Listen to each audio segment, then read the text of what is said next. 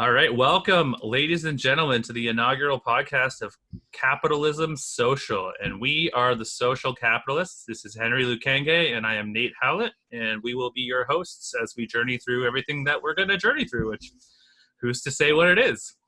None of us really knows. Nah, we don't. That's the point, I guess, right? Yeah. So I did want to start, and we've already done a pre-inaugural podcast. I've been listening to it. It's actually quite good. I'm pretty happy with how it's turned out.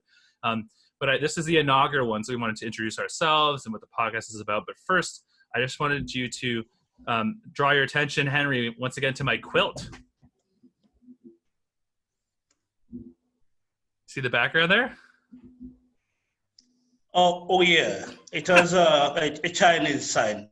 Nah, come on, you racist. No, it's the Russians. I thought it's It's communist close. flag. This is it. Yeah, okay, tell me. So I mean, basically, if we're the social capitalists, I was looking for a capitalist flag, but there really isn't one, and I'm sure as hell not hanging up an American flag behind us. No. So this is what we get, a little bit of the red army, I guess. So yeah. Now you get it. Now I get it. You got a bit of the red army plus right. What's it called? I think the star. Like a Star of David. That's not the Star of David. That's got 5. Star of David has 6 points, right? So yeah, something like that. But yeah, the Chinese flag also, I believe, has the star. So, but that is the USSR flag. Oh, interesting. Surprisingly, I thought I knew how that looked like. Looks like I'm not so sure. It's upside down, kind of. It's a hammer and sickle, right? So yeah, true. Let me just full screen this so I can see everything well here. Okay, so my friend. You ready to get going? We should introduce ourselves a little bit, talk about what we're trying to do here, and we'll then embark on some kind of conversation. We'll see what it is. Okay. You go ahead. You go first. Oh, okay. I'll go first. Like I said, I'm Nate Howlett. There will be a few people who've seen this. There's been surprising amount of interest from people who I've mentioned that we're starting this podcast about. But I guess if I were to introduce myself, by trade, I'm a financial planner. I was born in Ontario, Canada, in Kingston specifically.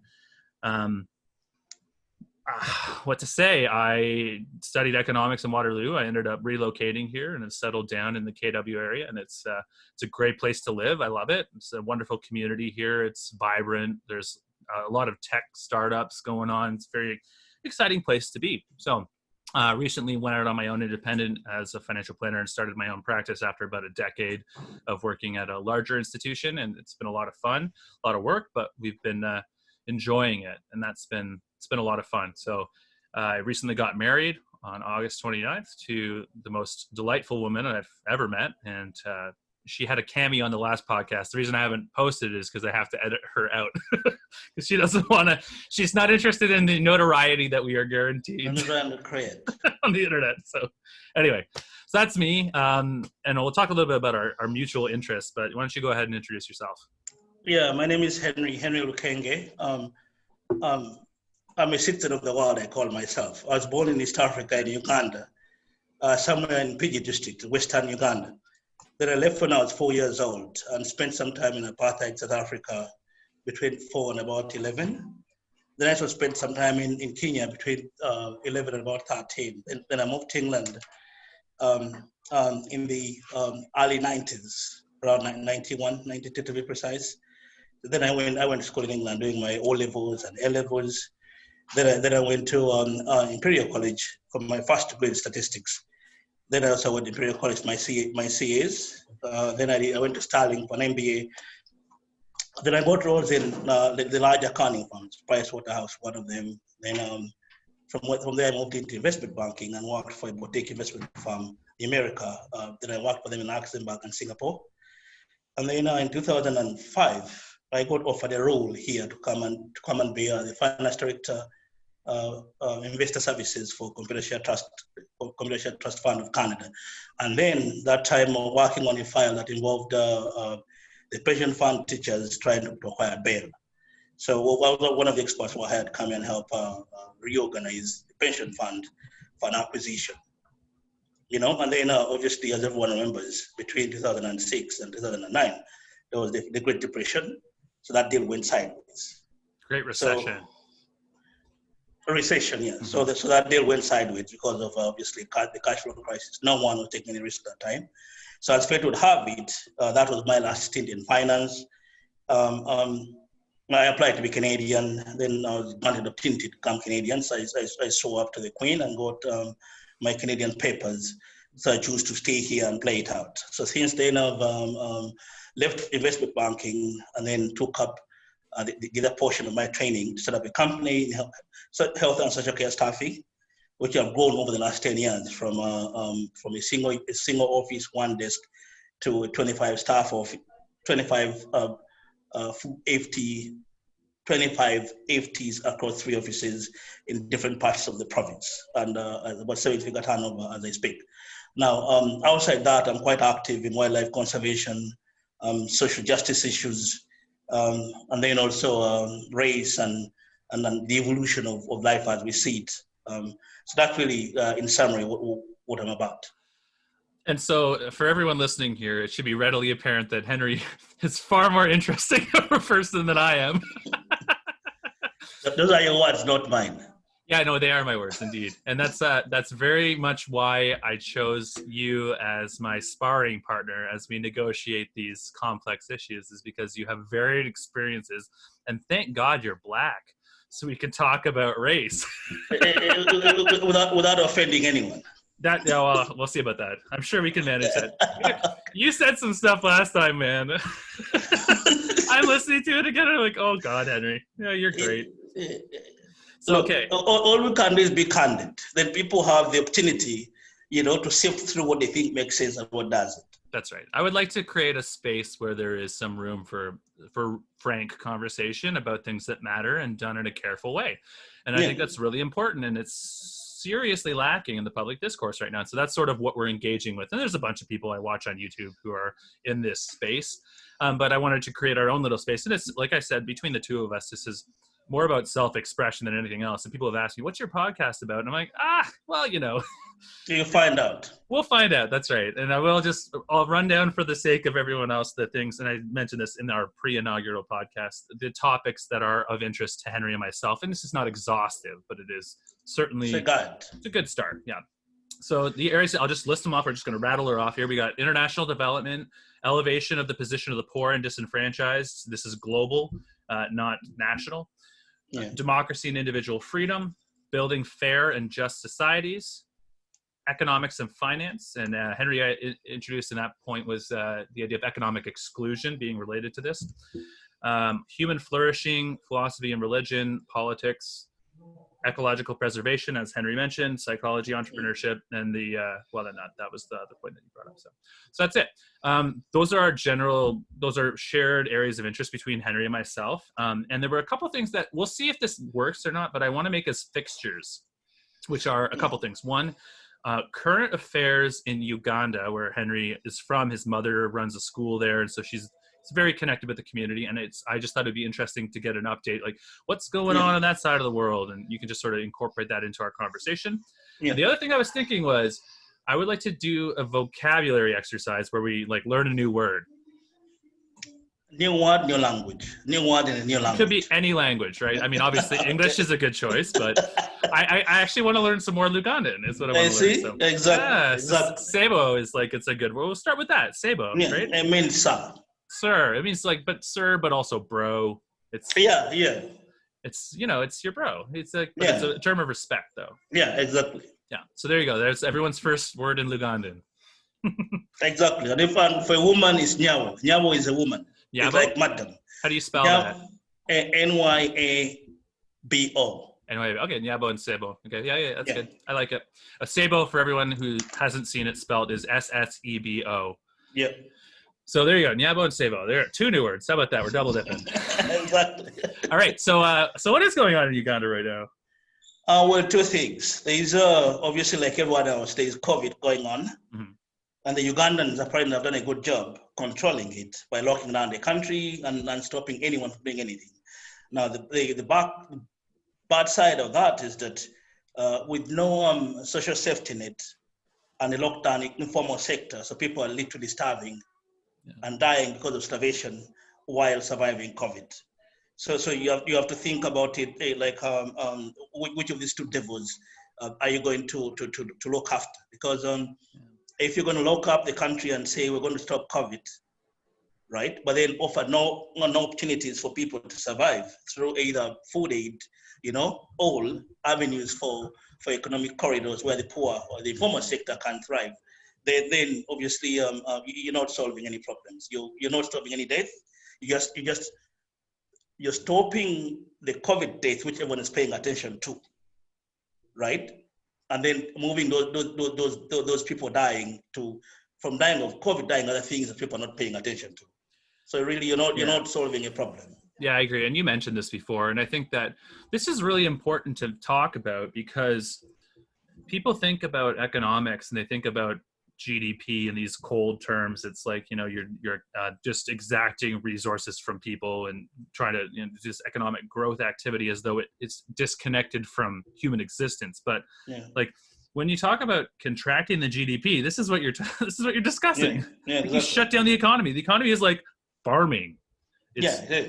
And so there is a disconnect between the moral good that is created by economic activity, and it's mixed, right? There isn't all moral good, but certainly the things that we need are produced by economic activity.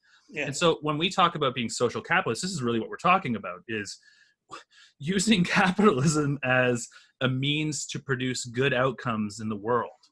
Yeah, that's what we're talking about. And so to your point here, it's like, well, the government shut it down so you preserve human life, but you don't necessarily preserve it because you need the economy to preserve life. Yeah, true. And actually, my thing around this was that this where also when you talk about economic justice and advocacy, where those two meet, right, to create an opportunity for people to express themselves, both economically and also in voice, right? So COVID, to me, is in principle a disease of the rich. Go on. Right? That's really the first start of it. Travelers, people who can afford to do to go on vacation and trips, they move it around the world. Yeah, because initially Africa was spared more or less. Exactly.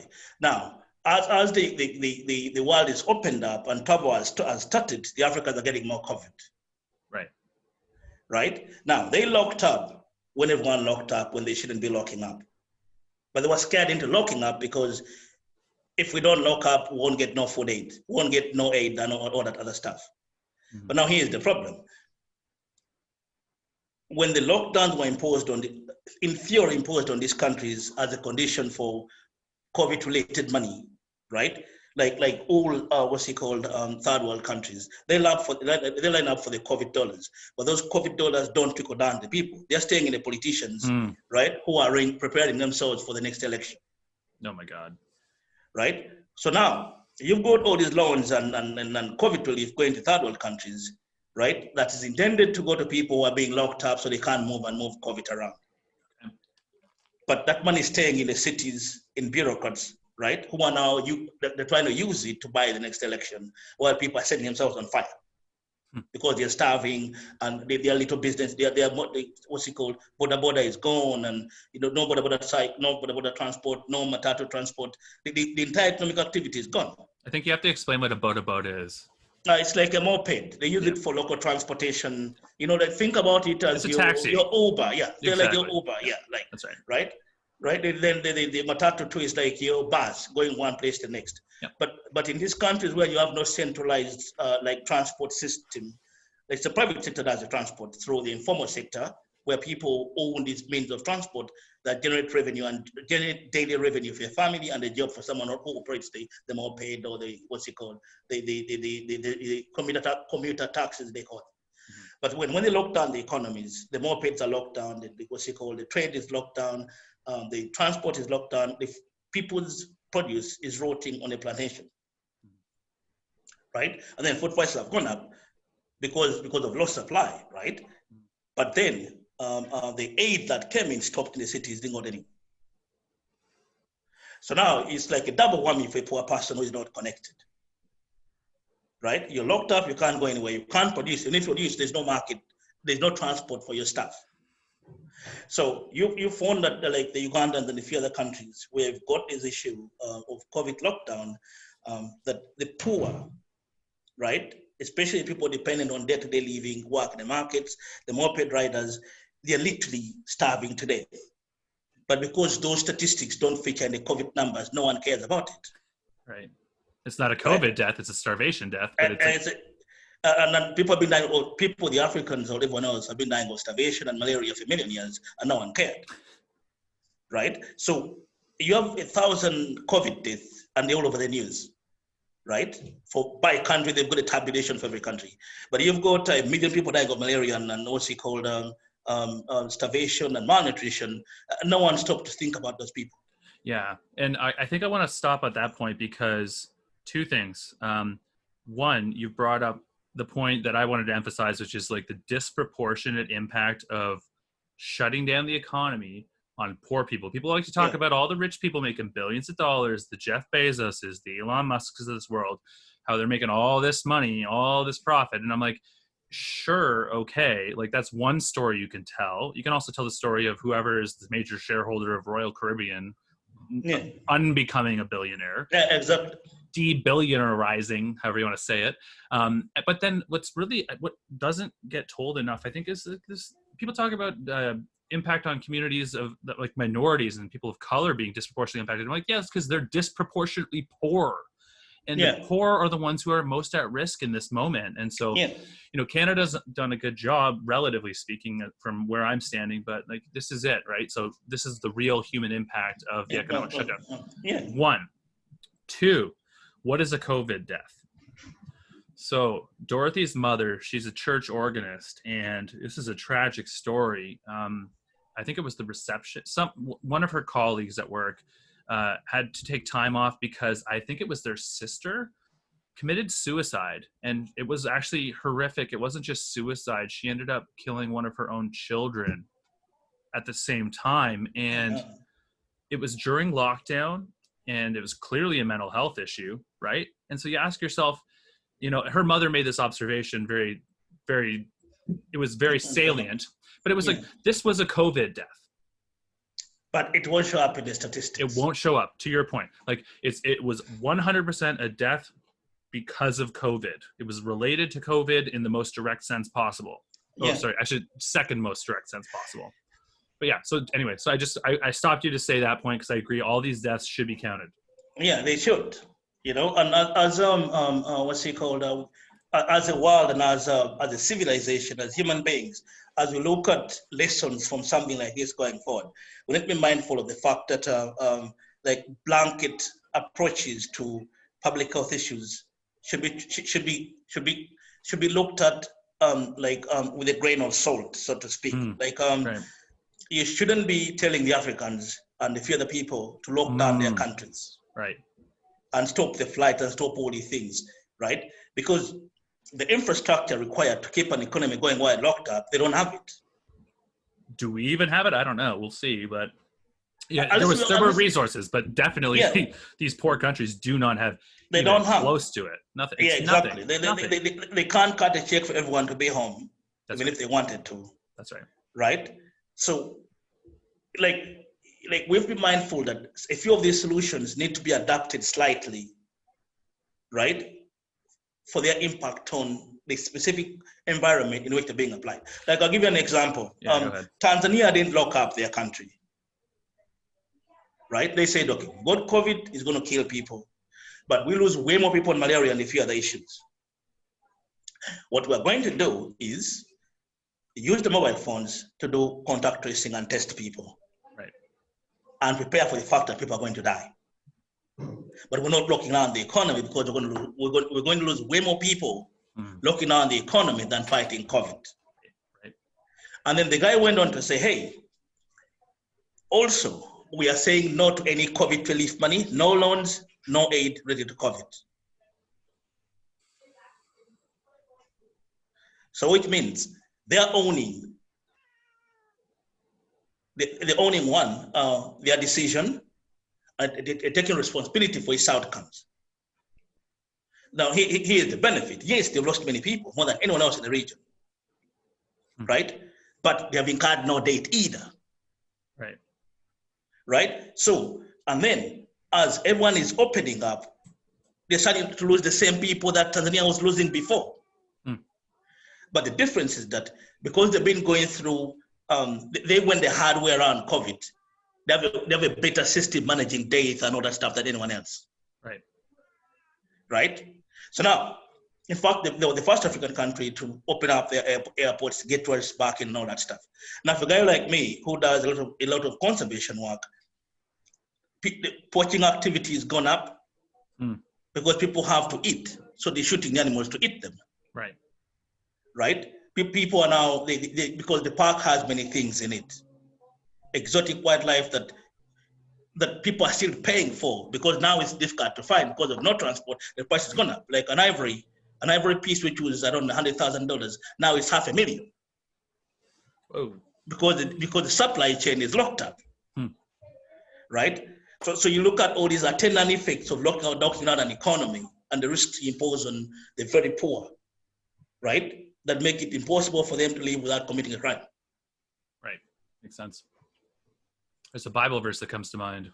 Yeah. It's like Proverbs 31, I think, where it says, Lord, give me not so much that I say, who is the Lord, but don't give me so little that I have to steal basically to feed myself. And that's what's going on, right? So here's something I wanted to say in relation to what you were talking about. This is my cat, everyone. This is Octavia. Oh, there she is on the keyboard. We're just going to move you down here. Okay. She'll be part of our podcast. Yeah, that's right. And the other cat's in here too, I think. So I'm going to get 2 cats as part of the podcast. What I wanted to say was there is this libertarian argument, and I would say I'm libertarian light. That would probably be a good way to characterize my political views. But there's a libertarian argument about smaller government, and I think it relates to what you're saying about having the nuance to make a decision about whether you should lock down or not. Which is to say that you've got this global government, aka the UN or powers that exist. They're saying this is what you should do. This is the right way to handle it. And it's like, well, actually, turns out more death results in Uganda when you shut down the economy and people starve to death versus what would have happened had you let the virus run rampant. There would be less death in this scenario. And who's in the best position to make those decisions? Answer. The Ugandan people, right? Exactly. And so this is the argument that says, we should be downloading more responsibility to more localized decision-making apparati, whatever. Yeah. The individuals who are actually going through whatever they're going through should be more empowered to have agency, to have discretion over these sorts of decisions. Oh, yeah, exactly. And I think that's more or less what you're saying. Yeah. Right to the point. Yeah. What's going on over there is an unmitigated travesty, and that's life in Africa, and it's not all over the place, but for the most part, and it is what you and I are probably most concerned about. If we're to pick one thing that you and I really care the most about, it would be probably supporting the poor in Africa, via development. I think is probably basically using private sector skills to create opportunity for the poor, so they can work their way out of this poverty problem. It's exactly what we did over here. It wasn't a government check that made Canada wealthy. No, right? It was individuals going into private enterprise, creating wealth. And let's be very clear here. So a lot of people have no idea what wealth is. What the fuck is wealth, right? Wealth is the stuff that you want or need. Yeah. And so if you think about it that way, you can produce wealth, right? And so I can do something for you that you want or need, and you can do the same for me. And this is this exchange and specialization and improving how well you do that. And that's how we got out of being abjectly poor throughout the history of humankind. We've always been poor, almost everyone, constantly.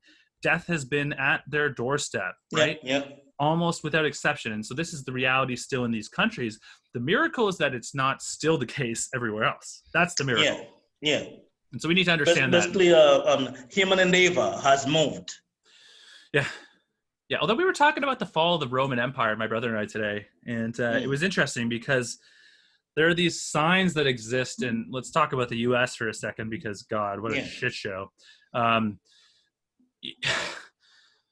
Are they on the cusp of the Civil War? Like, what does this You look know like? what? And they were there a few years ago, 200 years ago to be precise. Maybe they're there Sure, just sure. about. Well, they went there. But yeah, I mean, the one guy who has said he won't leave power.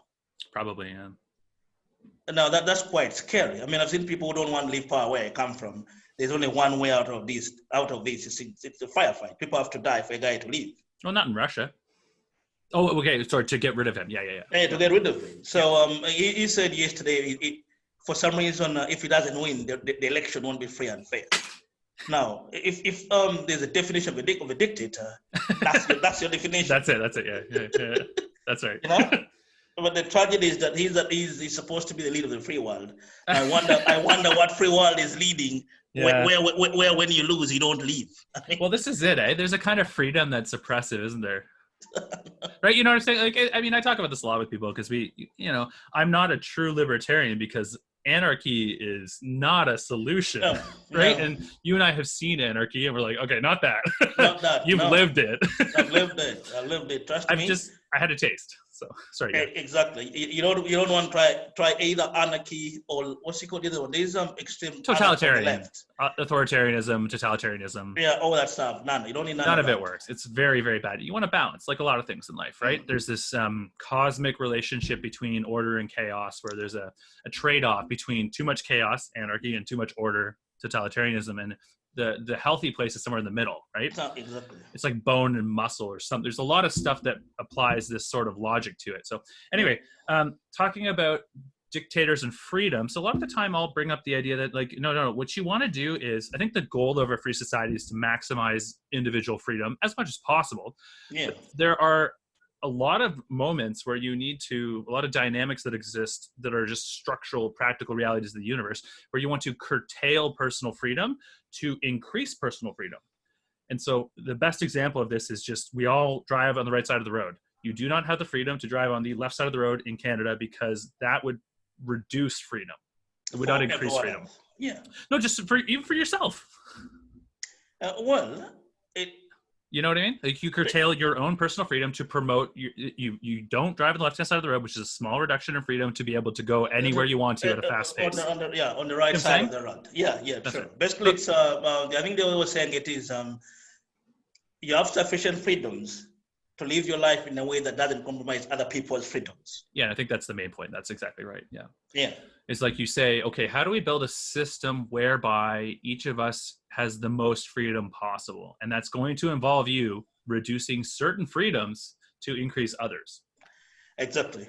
Yeah. Now here's the thing. Why is it that people across the border can't see this? They seem insane to me. Here's what it is. Okay, I talk about this regularly. So we have different constitutions, and a lot of Americans are like, oh, Canada should be the 51st state. I'm like, fuck you guys. Like, no. Goodbye, peace. Actually, that's the British one, right? yeah, exactly. So here's the thing. We have different founding principles and stories. Like Canada has a different origin story than the US. Like we did not have a war of independence. That's really important to think about. So their constitution, what is it? What is the goal is what? Life, liberty, and pursuit of happiness. Those are their values. No, for white men. Sure, yeah. Well, and increasingly for others, right? At the time, though, yes. At the time, that's what they were thinking. I'm with you on that. But in Canada, yes, also probably for white men, but do you know what it was? Actually, no. Yeah, here you go. We have a Bill of Rights. The Bill of Rights has our freedoms in it. The Canadian. Sure. Yeah, Constitution as well, but yeah. So our core, if we have three as well. They have three, we have three. Life, liberty, and pursuit of happiness for the U.S. Pursuit, and they're never happy, are they? So those are their core fundamental. This is what it means to flourish in life as a society. Ours are as follows. Get this: peace, order, and good government. Well, that makes us totally polar opposites. But doesn't it explain a lot of what you're getting at? It does, yeah. The cultures are very different, and this is a really important thing to think about. In Canada, people are just sort of like more polite, right? And this is a meme. This is a a universal joke about Canadians, right? We say sorry all the time for nothing, right? And for no good reason. For no good reason. But we also chose good governance over pursuit of happiness. That tells you something. That's very interesting, isn't it? Right? Because the pursuit of happiness is an individual. It seems to be like it's it's individualistic. That's right. Yeah, it's like me, and me. But then when you say good governance, that means all of us. Well, and maybe that's it, right? So life, liberty, pursuit of happiness, that's all individual. Me. Yeah. This is all collective. Yeah, true. Right? Now, that being said, I mean, we got the flag here to make a point about collectivism not working well if you go all the way, right? And so there's a balance there, right? But it seems to me that the Canadian society is vastly more functional. I believe so. I mean, if you look at the structure and the way the system works here as compared to, forget the Americans, but other social democracies like the Europeans. Sure. Right? Now, I think the Canadians are somewhere between the UK and the Danes or the Swedes. They're somewhere there. Yeah, I agree. Right? Where the Danes and the Swedes have gone way out to say, hey, we're going to tax you a lot and give you all these services. Mm-hmm. Right? And we're going to curtail all your loopholes, and it's going to be expensive for you to do a few things. But in exchange for that, go to free college, you're going to have all the daycare you want and a few other things. It's also worth mentioning that the Danes are consistently ranked the happiest country on planet Earth.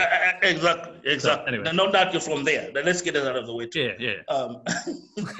So I'm Danish. Just let's get clear. Yeah. Let's get it out. That's what I said. Oh, sorry, I missed that. Sorry, 25% Danish, I should say. But then Danish. Maybe that helps them too. But so anyway, so they're at that side, and then you've got the UK and the French who are farther lower than the Canadians, but not where the Americans are. Right. Right. Then you've got Canada, somewhere there between all these people, where you've got a fair bit of fairly individualistic society that encourages the accumulation of extreme wealth. But also on the flip side, it has sufficient social safety nets in between. I mean, like I'll give you an example. Someone on ODSP here will get $20,000 a year to live on. Really? Is that much? I thought it was less, but anyway. Somewhere there, between 15 and 20. And for our international viewers, ODSP is the Ontario Disability Support Program for disabled Ontarians. Yeah, so they're going to get that money to live on, okay? Now, the same person in the UK will get about 10,000. Oh, interesting. So, 10,000 pounds? No, dollars. Dollars, oh. They get half the money. Just weigh the money. Just weigh the money. I'm just asking about the buying power of $10,000 there. Not much. That's what I thought. Yeah.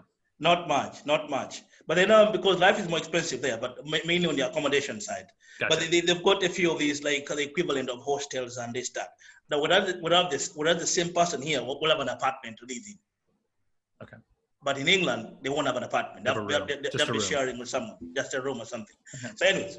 So then you go into what's it called, the Danes, and the same $20,000 is about 40,000 in those countries. Oh wow! So when you look at these systems, you're like, okay, how are all these people able? How are these people able to do what they do that others don't? Right? And then you look at obviously one of them is like all governments, it's taxes. So sales tax in Denmark and Sweden, I think it's about 25%. Like depends what you're buying. Actually, yeah. So if you look specifically at purchasing a car in Denmark, my understanding is that there's a 200% sales tax on purchasing a car in Denmark. Something like that, plus beer and all these things. Yeah. Tobacco, they're all quite expensive. Right? So they've figured out a way to say, okay, we are going to collect all this money, but put it to social good. Right. And unsurprisingly, the Danes and the Swedes, they bought into the philosophy and they're okay with it. Hmm. But if you try to do the exact same thing to the English, they're going to say no. Interesting. Right? Now, if you do it to the Canadians, they're going to say yes up to a point. Hmm. Now, don't try it on the Americans. Let me burn the country down. I mean, it's two countries, isn't it? Well, united, right? Like it's a joke, right? It's been two countries for like 40 plus years, hasn't it? Yeah, I think it's been two countries for like since World War II. Yeah, no, even since the Civil War. I mean, they fought the Civil War. They fought the Civil War to come together. I don't think they ever got together though. Right, that makes sense. they just stopped fighting, but I think mentally they're still fighting each other. I mean, how do you explain how in half the country, right, that fought the civil war, that was on the wrong side of the civil war, right, has the most right wing, the most uneducated, right, and the most like, excuse my language, but the most racist people, bigoted people are in the same places that fought the war. Right. Yeah. Right? So which means in their brain, they haven't finished that war yet, they're still fighting it. Some people, yeah. Right? Now, if it's 200 years and you haven't got on the fact that black people can do the exact same thing as white people, we have a bit of a problem. Because the black people in the South are not going anywhere. And I think the time for second guessing them is come and gone. What do you mean second guessing? Second, their abilities, their competencies, are they human, and can they be a doctor? This is not disclosed. Gotcha. We've done this already. Yeah, that's right. And every day you're doing this, you're slowing down your GDP growth. Because the guy who can be a doctor, you're stopping him being a doctor. Then you have no doctors in a small village because all these white people can't have a black doctor there. Like, what is this? So, yeah, okay. So this is interesting because I was reading a report yesterday. It was published by Citibank, and they were talking about the economic cost of racism in America. Now, It was an extensive report. I didn't read it in detail. I read some high-level facts, but I struggle with the opportunity cost analysis of that. I totally agree with what you're saying is like, if we are not empowering everyone, I mean everyone, to maximize their potential as individuals, it costs us all so much. And I have no idea what that cost is, but I also look at the people producing this kind of research and I'm highly suspect of their motives, and I don't trust their figures because I think they're motivated by, well, it's motivated reasoning is what it is. Like, I know where I want to land, and so now I'm going to produce research that verifies my presupposition. Right? We know that's not how you do science. And then, so I'm concerned about these researchers. However, I totally agree with your point, which is to say that this applies not just in America, it applies globally. Like, who is the next Einstein? Are they living in Uganda? Are they, malnourished before age 2 and therefore their brain never develops properly? And then and we all lose out on that. And that's a deadly cost, right? But it's basically impossible to calculate, right? Yeah. And that's the challenge that we have here. Now, I agree with you. Like, this war that is probably still perpetuated in certain parts of America, it's just, how is it still going on?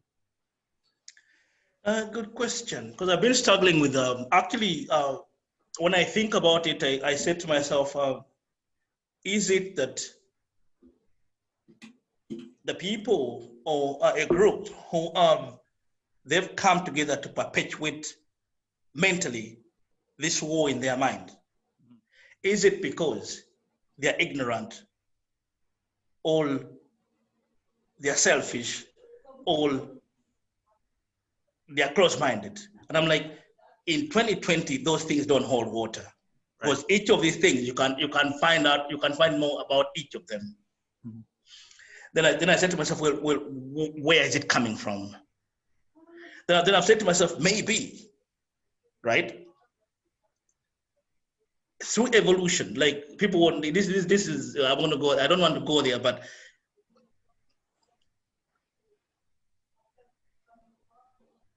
before the Germans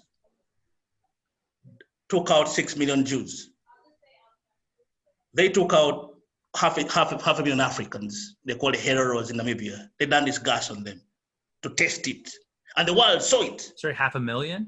Yeah, they took out a whole tribe of the heroes in Namibia. And everyone was looking at them. They said, no, those are the black people, it doesn't matter. Most of them are actually savages. But because of the result of that experiment, they took out 6 million Jews, like 25 years later. Sure.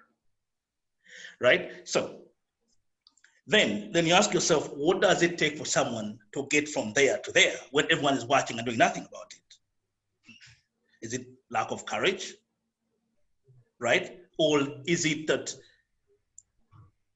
the world as we know it and its moral compass shifts according to what the people of the day want it to be? Right? Because if all of us, as they say, that we're all pretty special and this, that, then all of us should see all of us in the same light. And if we don't, that means you could see someone shoot me 40 times and say, no, it doesn't matter. It's a black guy. There's so many of them. Because your judgment of humanity is subject to someone who should look like you. Right. So which means that even if they took out all of us, you'd be comfortable with it. Otherwise, if they took out one person, you'll be concerned, because then you're like, okay, if we're all human and not all of us are special, this can't happen under my watch. Right? So you bring it to where we are now. Why can it be okay, for example, right, that a cop walked into someone's apartment and shot them 40 times, but the courts can't find cause to prosecute this cop? Right? Why is it? Now the question is that justice has a problem, or that the people who administer justice can live with these consequences? My thinking is that the people who administer justice can live with it. If they can't, they won't let it happen. Right. I mean, tragic things are going to happen no matter what we do in terms of intervention, but how you handle the justice, that is where we organize society. That's where we talk about things like being civil. We don't want, that's unacceptable, right? So, okay, so you said a lot of things. I've been thinking about a few related points. One of them is, okay, so you mentioned the evolutionary nature of racism, and I think that's very real. I read somewhere, I have to do a little more digging. One of my goals is to, like, when we state facts, is to source them so people can double check, because I want to be very thorough. I want to be careful with this podcast. That's something I'm going to try to do more. I don't have the source on this one just yet, but I'll try to post it later. Babies are racist is the idea.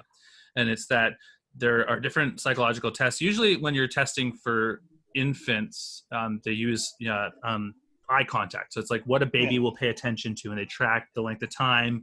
You can also do things like emotional disturbance, like what causes them to cry or whatever, right? So there's different ways that psychologists study infants.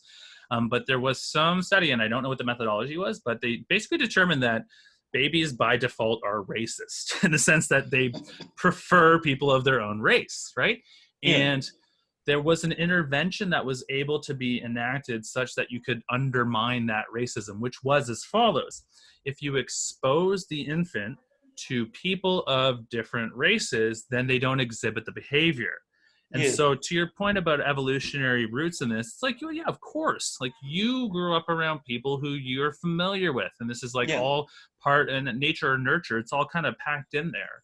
And so I think that you're right to say that there's a prejudicial nature to everyone, right? And I don't like the idea of implicit racist bias and all that stuff, because it's like, I don't know, it seems pseudoscientific to me, but this stuff makes sense, right?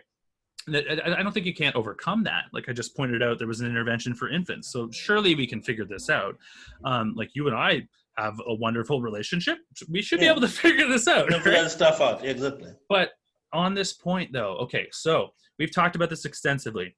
Racism, we're so concerned about this in North America. It's this hot button issue. There's riots in the streets about it. North America, Europe, this is racism light, okay? You want real racism, you go to the developing world, okay? People there are racist. I have a friend, a Colombian friend, who just can't deal with Indian people. He just can't, you know? And I'm like, I have a lot of great Indian friends. I love a lot of things about their culture. There's things that I don't like. It's like anything. You just have preferences, right? But you know, he made a comment. We were hanging out together, and I was like, "So okay, what is it?" Right? And he's like, "You know, there's so many of them." That's like, okay.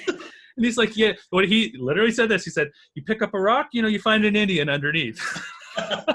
I was like, oh my God. How come he didn't say Chinese? They're more than the Indian. Yeah, no, I agree. I guess maybe he hasn't figured that one out yet. Yeah. Maybe not in Colombia though. Maybe there's more. Hey, you know what? True. So, and you've been there. So yeah, you got kidnapped there. We'll talk about that some other time. Yeah, exactly. So, but I was going to go back to the Chinese there, because I used to date a Chinese girl back in my undergrad, and her grandmother was like properly Chinese. Like didn't speak a lick of English basically, and this grandmother had a hierarchy of different races, ethnicities that were like appropriate for her granddaughter to marry into. Yeah, and the number one was like I think it was mainland Chinese, or I think they're Cantonese, so Guangdong or Canton province, whatever it is. So that was like number one, and then after that was like Canadian Chinese, and then it was like white people, and then it was like Indians, and then guess who was at the bottom? Black. Black people, right? So it's just like, wow, it was probably the first time I was really exposed to proper racism.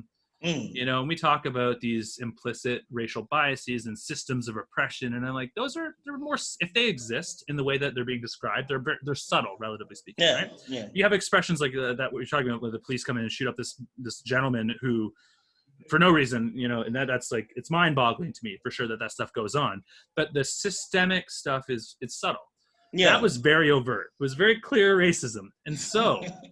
So the Chinese are like the oldest culture on Earth, basically. Like culture, I mean, obviously. Yeah. They've been around for longer than anyone else. Yeah, the cradle of civilization and the human species is Africa. We know that, but the Chinese are like the oldest culture, and so like racism is very old. And so I guess to like circle back to our conversation here, is that really what we're coming up against? I guess, right? Is this reality of human existence? I don't know. You know, I fear we are. And actually, my other fear is that we have the ability, you know, or the mental, emotional intelligence to get around it. Because people have fought wars over this. Right. We've done a few genocides, like Rwanda's done a genocide, I think 1 million of them, because same language, same everything, but just because one of them is taller, they took out 1 million of them, right? And then you've got the Germans and the Jews, then you've got the Germans and the Africans, you've got the Belgians and the Congolese. Over the last few hundred years, we've been trying to one race or one tribe, trying to get rid of the other tribe for no good reason except that they are different. You're the other, yeah, that's right. You're the other. That's all it is to it. Right. Now, the question is, in 2020, as a human race, do we have the ability to see all of us in the same light? Because if we can, right, then all of us will be morally outraged and will find it difficult to accommodate the fact that a cop shot a 10-year-old boy, and he said the toy gun was a pistol, that's why he shot him, and then the judge will side with the cop. And then the whole society will accept it and not change the law. That's on the American side. But on the third world side, all of us will have a problem with our dollars popping up a dictator who just killed 1 million people because they're far away, we don't see them, right? And all of us are gonna have a problem, right, with our aid. These dollars we're giving CEDA and all these people, they send out the third world countries, ending up propping up dictators who use money to run an election or oppressing their people, right? Then you're like, because you're seeing all these things where there's a standard that exists somewhere, and then you start to change it based on political expedience and what they're trying to achieve, the geopolitics of the day, where collateral damage in the third world is okay to achieve a given political aim. I mean, you can't explain why. For example, something like the Syrian war can end, right? It can't end. It cannot, or it can? Why it cannot end now? Or it should be over. It should have been ended. Exactly. Gotcha. But it cannot end because of the geopolitics of it. So because of it, all of us are comfortable with 1 million Syrian people dying. Right? I don't know if I describe myself as comfortable with that, but no, we're not. But we're living with it. These are things we live with, right? Collateral damage. To your point. Yeah, collateral damage. Like when you go back, like in my life, you go back a few years. The Syrian problem, the Syrian example as it looks, has a mirror example in Africa. It's called Angola. Yeah. Like the Americans, the Cubans, and the British fought there for like 25 years, between 75 independence and up to when the Cubans choose to leave through an agreement with the Americans. Now, because of that, the Angolans, who have half Africa's oil, the best one, they've got it, right? And they got half, I think about 20 or 15% of the best land on the continent. They can't farm any of it, it's all mined. They've got half the kids having their legs amputated because of landmines that were put in their country by communists and capitalists fighting there for 25 years. right? Now, the exact same Angolans, right? Because they were fighting a war for a long time. Now they have no graduates. The war is finished, they have no graduates. Here's what's going on. The Portuguese who have no jobs in their country are now the experts in Angola, doing all the banking and doing all the teaching. These Angolan kids who for like 25 years were in a war zone. Now, the people who fought there moved on. They moved to go fight in Syria. Yeah. Right? Yeah. Now the Angolans, kids like people my age and younger are paying the price for a war that they had no choice in. Isn't this just like the cosmic chess game that is geopolitics? And these places, they're the pawns. Yeah, they're the pawns. They're the pawns, and you advance them, and they're disposable units is what exactly. They are in the game. Yeah. And I think that's really what's happening on a grand scale. On a grand scale, right? And then you see it all over the place where citizens in Western democracies who consider themselves, like moral upstanding citizens are comfortable or okay, right? With their country and their militaries, right? Doing this sort of thing, right? And the only way I think people can justify this is creating distance between themselves and where the thing is happening. That's right, yeah. Well, then there is distance. I think metaphorical and literal. It's mental distance. This thing of no. It's not. No. We are people, no, they don't matter as much as we do. And I'm totally in agreement with you. And this is why I think what our conversation, the way that it will evolve, is going to be more about these issues, because I think that there is such a myopia around, I'll call it a Eurocentrism is what we should call it, where you hear all these media outlets, all they talk about in the UK and all over the world is American politics. Yeah, and you're like, it's fucking noise. It's nonsense. Yeah, right? True. And it's the real crime here is it's a distraction from the real issues that you're bringing up here. And we talk a lot about helping the poor, right? You and I do. And, even some of the initiatives that we want to enact in the GTA, let's say, the Greater Toronto area, they're all very good. But in as much as they serve as a distraction to the work that actually should be going on in the places that are suffering the most, right? Which is where we started with what's going on with COVID in Uganda, is to say that, like, that is, oh my God, that cries out to the soul to do something, right? And that's where I think that these we'll call them self-serving, self-interested, egotistical impulses of the American public to like deal with their own problems. They have problems, but they're not, the scope of the problems, we're talking about orders of magnitude different, right? Yeah, orders of magnitude. The suffering that goes on in these countries that we're talking about, those, as far as I'm concerned, those are the real problems. Those are real issues. Yeah, like, we're going to hammer out the wage gap in the UK and America and Canada. It's like, great, wonderful. What about the fact that Malala gets on a bus to go to school and gets shot up on her way? Yeah. That is the great battle of feminism right now. Yeah, great battles have been fought over the years, but this is the great battle right now. And all of your little piddling around with these nuances and details is just masturbatory, is what it is, right? Yes, it's self-serving. If you were truly concerned about the plight of womankind or the black man, if you're concerned about that person, the great struggles are not in America. They're not. No. They're global.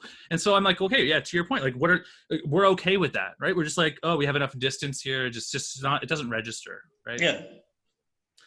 I don't know, man. It bugs the shit out of me. It really does. Yeah. And then people forget that this is, I think I told you about this last time, where I think we're talking about this case, that case Placey, that 1896 case. Yeah, that's right. Yeah. Right, where I said, hey, the exact. It's Rosa Parks, right? Basically, but the predecessor. Yeah, that's right. Now, then you ask yourself, well, it's quite simple. The case was decided in 1896. In 1901, a grand apartheid was designed, mirrored on the exact same case. And literally word for word, you can literally pick up this thing and look at this, the word for word, everything. Wow. Now, then you ask yourself, hey, is there a distance? No, there isn't. What happened somewhere goes somewhere else. You can't just ignore it, I don't parent. It goes somewhere else. I mean, all the refugees coming from Syria you're bringing here, who are now, what's it called, that we're bringing in, I'm not saying you, but all of us are accepting here, Mhm. right? Mhm. We as taxpayers have to support the government to support them. Right. But these are people who had jobs and life where they used to be. If we didn't bomb their country, they wouldn't be here. Right. Right. Right? So in principle, we actually paying double for this privilege of being Oh and that excludes the enormous burden of the pile of bodies over there as well. Yeah, exactly. Just There is talking that. about just dollars and cents. It's like the whole thing is just completely insane. Right? Yeah, but where I'm coming up, from where I brought this point across is that we create this distance for the time when we can still contain the problem where it is. Then it gets out of hand and we can't contain it where it is. It does refugees, it does climate change, it does Ebola coming here, it does COVID coming from China coming here. It does. So in the end, it's an ecosystem we're living in. Right. And the idea that that a Rwandese kid who died yesterday of malaria is no responsibility of ours. I think the time for that is come and gone. Right. Right? Because enough of them dying of malaria is going to create a few other million refugees, malaria refugees, or climate change refugees, or war refugees moving north. Mm-hmm. And these 2 ways to go. They're going to go to Europe or come here. That's right. Right? And then as this happens, as taxpayers, we're going to have to pay for it. So I think especially as Western democracies and as people who move around the world and see these things, we have to be a bit more careful about what our governments do with our dollars and hold them accountable for how they spend both our dollars and our militaries. Yeah, no, you're right. And I think that it's kind of interesting because there's this law of unintended consequences. We live in a global, it's a global village. That's what they say, right? Nobody gets to exist in a vacuum. Whatever you're doing, if you're going there doing even your own, like if the Americans had a civil war, you don't think we're going to deal with refugees? like it's going to be a cost to Canada, exactly. Right? So you don't get to exist in a vacuum. Not today, never probably, but especially not today. Especially not today. I just lost my point. I was going somewhere, but it's getting heavy. I feel like we got to lighten things up a bit. I don't think I have any jokes in my phone. Yeah, I just there's so much of what you're saying that's so true. Okay, yeah, this is where I was gonna go, and this is gonna make me unpopular. I can't stand the man. I think he's a detestable, slimy insect of a person. But Donald Trump, just because I dislike him as a person, there's a person who's always Donald and there's a person who's never Donald, right? Where's the difference? Well, I'm saying that there's a person, you look at him and you say, everything he does is always bad, right? Because he did it. And it's the definition of ad hominem argument, right? It's not philosophically valid at all. But so between you and I'm like, I would get to evaluate this person's actions as an individual and say, okay, was this good or bad? I'm not tying it to I don't care who did it. I'm looking at the actions. The actions, yeah. Was it good or bad, right? And so you compare him to Obama, and you say, well, I mean, here's a guy who was not nearly as involved with global imperialism the way that Obama was his foreign policy, big old question marks. In our previous podcast, we talked about the things that he did that were actually very positive toward Black people. And I agree with what you're saying. I have a lot of criticisms for Obama, and it has all of this stupid right-wing nonsense. It was Obama's economy, like how George Bush's economy, okay, right? Like, Obama blew up the housing. No, George Bush put in a policy America owns. He was like pushing subprime mortgages. That's what he did. It was a policy initiative that he was pushing because it was like Americans should own. And I'm like, maybe some shouldn't, right? And anyway, not everyone is meant to own. That's right, exactly. And there's nothing wrong with that, right? You can be just fine and never own a house, right? So it could be German. Germans don't do real estate. Yeah, Swiss don't either, right? So, but so it's really expensive, and you can retire with other assets, as you and I are well aware. So. With Obama, his economy, it was not his. I think he did a fine job, relatively speaking, right? Supporting Black people, I think he did a fine job, reasonably. He could have done a better job, but his foreign policy, oh my God, we'll park that. What about the goddamn surveillance state he imposed? Yeah, by the way, they done a lot of surveillance, especially on anyone in the Middle East and all that stuff. He was doing a lot of. He came off guns doing surveillance. But I'm talking about the NSA is what I'm talking about. But yeah, I Yeah, agree with what you're saying. But I'm specifically talking about, like, here's a guy who lets the FBI, I think, or maybe the NSA, I can't remember which institution it was, install software in a Samsung television such that when it's plugged into the wall but off, it's listening to you. It's always listening to you. Yeah, I don't know if you're aware of that, but that's like, that happened no, I wasn't. No. yeah, under Obama's watch. This happened. And so you're like, okay, well, these are failings that I think are serious. Like, Yeah. the surveillance state, that is very alarming to me, right? You talk about totalitarianism, right? Yeah, that is it right there. Yeah. So anyway, so he has his But issues. what I think what it did, because they initially when I think when he came in, the war what's it called? War on terror was being fought Right. using boats on the ground.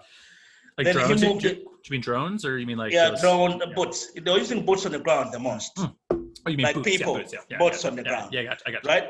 And then he turned around and he moved the war a lot less boats, a lot more intelligence and surveillance and this that, like drones and this that, and he moved it from let's invade Iraq and Afghanistan to let's have a few kids somewhere in Nevada on a computer choosing one guy to take out when we don't have like guys on the ground. It definitely serves the public interest better, because people don't like hearing about soldiers coming home in coffins. That's for sure. No. Yeah. So I mean, again, all I was saying really was that I prefer to evaluate Obama's policies not based on the fact that I think he's a bro. I actually like the guy, right? I think he's funny. I would like to hang out with him because he sounds like he'd be an interesting guy to hang out with, have a beer with, whatever, right? But Trump, I would not want to hang out with. But they both have good and bad policy, basically. It's all I'm saying. Sure. It's just I think Trump has way more bad things, though. I tend to agree. Yeah. Actually, I also think I don't think he's an overt racist. I think he's a racist, like flat out racist. Well, I mean, that's the one claim. I think you can. Sexist is pretty safe. That one you can definitely make a case. Racist is harder. Like, look at Kanye, man. Kanye's an opportunist. I agree with that, but he's also, I think, mentally unstable. Yeah, that's another one. You know what? I think he's selective. He chooses which days to be mentally unstable. Is this like the Egyptians from last time? Yeah. In the morning they're Arabs, and in the evening they're Africans. I think so. I think he's one of those. I think we need to find out if he's African American or Egyptian. Yeah. I think you're giving him a lot of credit. Who? Kanye.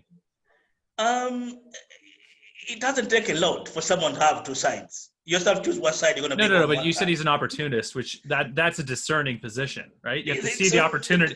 Well, you said he's an opportunist, right? So he sees the opportunity and then he seizes it, right? Yeah. But I think that's giving him a lot of credit.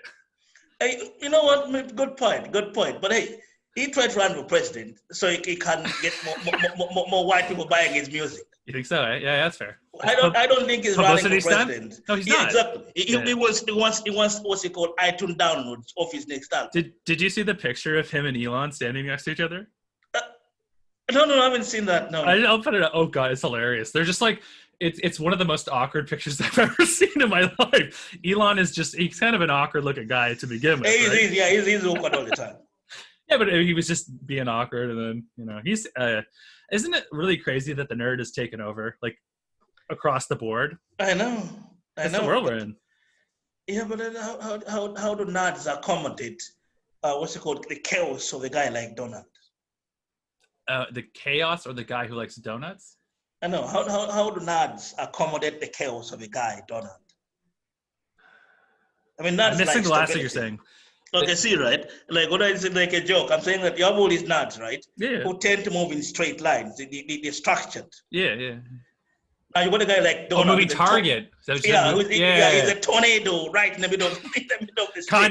Kanye. He's about to explode. That's absolutely right. Yeah. He's a grenade. That's right. Yeah. Right. And one morning it says, "I'm Jesus." Next morning he's running for the election. The next morning he said, "What did he say again? The slavery didn't exist. It was voluntary." Yeah, that is I mean.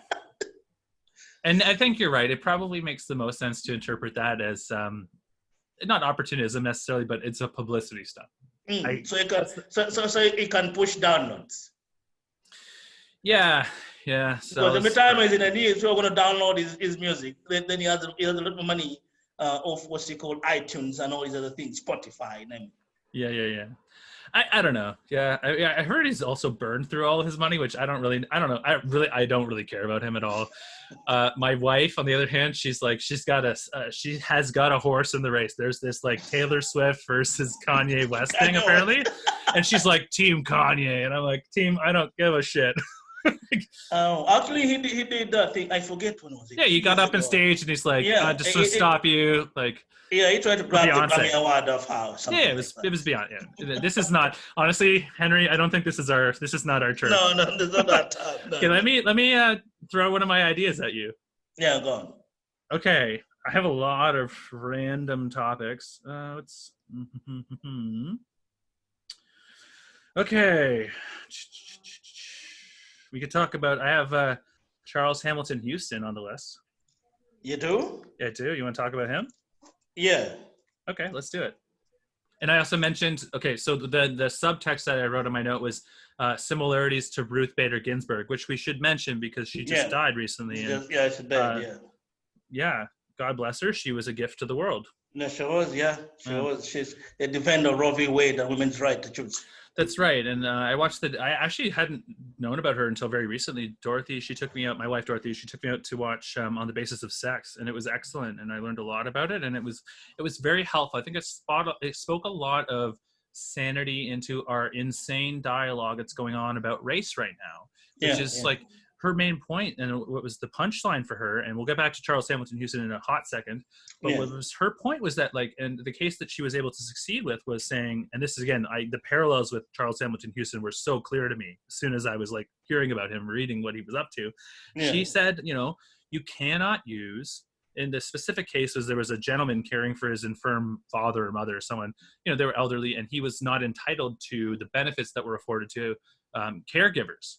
Right. Yeah. And so her argument was that, like, no, you can't use gender as a shorthand for housekeeper or caregiver. Right. Yeah. And that's what had been done. And so then she made that argument and said, okay, so you have to expand the definition of caregiver to include women and men, right? Yeah. And so she kind of got in the back door that way, and then took that and then ran with it and got all these landmark rulings about abortion and all these other rights, right? So she found she got her foot in the door and then went with it because she's brilliant and tenacious. And that woman, like, did you know she had cancer 5 times? Yeah, no, I've been following her. From the last 2 years, every year I've been praying she stays in long enough. I know. So we can have a left-leaning judge coming. Yeah, I hear that. Anyway, we'll see what happens, but let's not get into that right now. But she's incredible, and this woman, just what she was able to accomplish because she was focused on degenderizing these roles, right? And that was second wave feminism, right? And so Charles Hamilton Houston was doing the same work. Now, I feel like we're undoing it now, because what was happening is, and I'll just park this and then we can go to him, is that there are entire communities of college students that are asking to resegregate dormitories because of the danger that's posed to Black students by the existence of the white man. And so they want to have race-specific residences. And I'm like, we're going backwards. We're going backwards. I also heard about the schools, Black-centric schools or something like that in the GTA. Guys, we're going the wrong way here. So yeah. I think we're going wrong. We're going the wrong way. Charles Hamilton Houston. Let's talk about history that is important and brings the philosophical underpinnings to bear on today. So go. Okay, so Charles Hamilton Houston, very interesting fellow. For those of you who haven't heard of him, you'd have heard of Thurgood Marshall. You'd have heard of the guy, Eric Holder, who was Obama's AG. You'll have heard of who is the person? Clarence Thompson. Clarence Thompson, or even Coa, the Coa fellow, and George Farmer. You'll have heard of John Lewis and all these people. Right. Now, all these people, a later reincarnation of Hamilton. So Charles Hamilton, right, was the first Black person to graduate Harvard Law School. He graduated in 1899, I believe, somewhere there. And then upon graduation, he, being the first of his kind, said he had a moral obligation to create a roadmap for the people, right? Because he said, according to him, was that And when you read the book, the book is called, I forget the title now, but I've read it a few times. Anyways, according to him, he said, hey, the Constitution is supposed to be colorblind. We have to force a white man to see it because he wrote it. But we won't force him to see it now, right? We have to provide for the social evolution of the man's mind. Then he set out, right, to create a life, basically set out to create a life around changing the law one brick at a time. And then he was clever enough to understand that he won't be able to fulfill his mission. So he set out to build a whole law school at Harvard, Howard University Law School, where he could create lawyers who understand constitutional law, and he could mentor them through these cases one by one. Anyway, so he brought his first cases, like all of you know Brown and everything else. But before Brown, Charles Hamilton Houston brought the first cases to the Supreme Court, right, in 1910. These were mainly cases that he chose to carefully selected cases to test the legal system on its like two principles: the 14th Amendment and 15th Amendment, and the two of them are based on the case that separate has to be equal, right? Because separate was ratified by the 1896 case of Plessy we talked about before. So after that case, where the South went sideways and chose to literally cut everything down the caliber, right? But then what they did was that, that's why I'm gonna go off slightly a little bit here. When you get the federal government releasing money to provinces for certain projects, the province have judgment on how you spend the dollars, right? So that's if you look at the Canadian system, the way if you try to apply how Canada works the states, right? So then the federal government released $1 billion to Ontario, right? They'll say, okay, you can use 20% for education, 50% for roads, 10% for this, that, like non-discretion financing. So successful American governments were doing the exact same thing, sending money to the states, right? For post-reconstruction work, schools, name it. So what the states were doing was that build the better schools and everything for white kids and nothing for black people. So, and then what they then did was saying, hey, the law allows us, or the southern governments, right, to provide separate facilities as long as they're equal. But then when it came to judging equal, right, then they got their own courts to decide what equal looks like. And because of the way the governments that side are set up, it was possible that even where something is blatantly unequal, they're going to judge it equal. So this is what was going on, like in the 1900s and 1910s. Like there were no high schools in the entire counties. There were no universities for black people anywhere. But anyways, so what Houston did was say, look, we're going to fight the system one brick at a time, right? And what we're going to do is create test cases that that are going to get us to the US Supreme Court, and then force the Supreme Court to act on a case that is blatantly, it's very blatant for them to see that they have to act on it.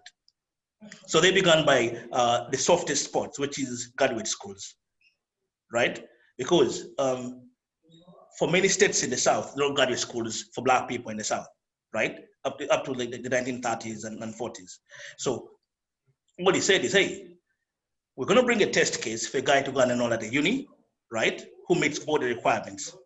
But because of segregation, they're going to stop him because they want him to go to a separate university for black people. But then there's none in the state. Because there's none in the state, and he has to go, he's in the 14th Amendment, he's supposed to be guaranteed equal protection within the state, not outside it. Right? So anyways, so through these test cases, Hamilton was able to, first of all, desegregate graduate schools. Well, I think I want to back you up here. The specific case you started with was the Oklahoma, you said? Yeah, in the Yeah. Gaines case. And the joke that you said was there's like 5 black people in Oklahoma, you know? Yeah, exactly. And then they were sending them across the border to a different state, and Yeah, Oklahoma was sponsoring them to go, but then, you know, Hamilton Houston was saying, hey, you know, like, this is not what the Constitution says, you know, and so he took it to, I assume, the yeah, state court or something. yeah. It took basically because there's a roadmap, right? You have to go to the local court first. Then they say no to you 5 times. Then you go to the circuit court. They say no to you. Then you go to federal court. Mm-hmm. But you set it up from the get-go. No, you're aiming to go to federal court because you know everyone is going to say no to you. But that's the roadmap. Now the thing is that these cases they were taking years, not 1 or 2 years, 3 to 4 to 5 years. And here's the funny bit. In 1910, when he done that Oklahoma case, he said then that our long-term goal is desegregating public schooling at the lowest levels. That's our goal. But we're not going to go there now. One, the white man isn't ready for it. Think about this. People had fought the Civil War and got their civil rights, right? In the civil rights bill that Fatih Stevens and all these people ran out and said, what's he called? The guy, I forget his name now. They done all these laws that are really altruistic in the 1880s. Mm-hmm. Like they had civil rights bills, they had all these things all passed, right? Then Johnson comes in, and then successive southern governments under literally just what's it called rewrote new laws that literally like overtook the civil rights laws out of what's it called the results of the Civil War. Well, it's Jim Crow, right? Yeah, the Jim Crow, right? Like everything with Jim Crow was literally what's it called after the Civil War, the new southern governments, right? As a condition of entering the Union, all signed up to new laws, like 14th Amendment, this, that. Then they also signed on to the Civil Rights Act in the 1880s. Mm-hmm. Then they turned around, right, in the late 1890s after Plessy to turn around and then literally get all these laws off the books, right? Well, it wasn't just that. It was like, I mean, it was workarounds too, right? Yeah, then they came up with poll tax. They came up with so many things to literally stop the black man from doing anything. That's right. Right? That's right. So Hamilton came into this world around that time. And then he said the law, the Constitution is colorblind, mm-hmm. but the white man can't see it. So we need to make him see it. But we can't make him see it in one day. So anyways, cut also short, he set up Howard Law School. And among his graduates is Thurgood Marshall, Clarence Thomas. All these black people have come out now who are now in the courts all over the place. They came out, most of them out of Howard. Kamala Harris went there too. She went to Howard Law School. Anyways, so Charles Hamilton Houston does Gaines. Then he does a few other cases, including covenants, because in those days, black people could not get mortgages in some places. They couldn't own land too. And then he took all these cases to the Supreme Court and won most of them until Thurgood Marshall came and took over his record. But anyways, so he set up the roadmap for Brown. He died 10 years before Brown was argued. But before they could argue it, he had the roadmap for it. And I think that's the point that really needs to be heard, is that there's a man who had a vision and a mission, and you told me that he's quoted as saying he knew he was never going to see the results, right? And I think that this is a very important lesson that we have lost in our culture, is that it needs to be for you right now, which is very individualistic, self-oriented, self-centered perhaps. And Dorothy and I talk a lot about this because Dorothy's grandmother she is, I should say. She's a feisty one, that woman. And she's very tenacious. She started a dynasty. She is a matriarch. And she started this apple farming initiative way out in Nova Scotia. And everything that she did was always about her family and the future and her grandchildren and their education and thinking about, how do I set these people up, right? Yeah.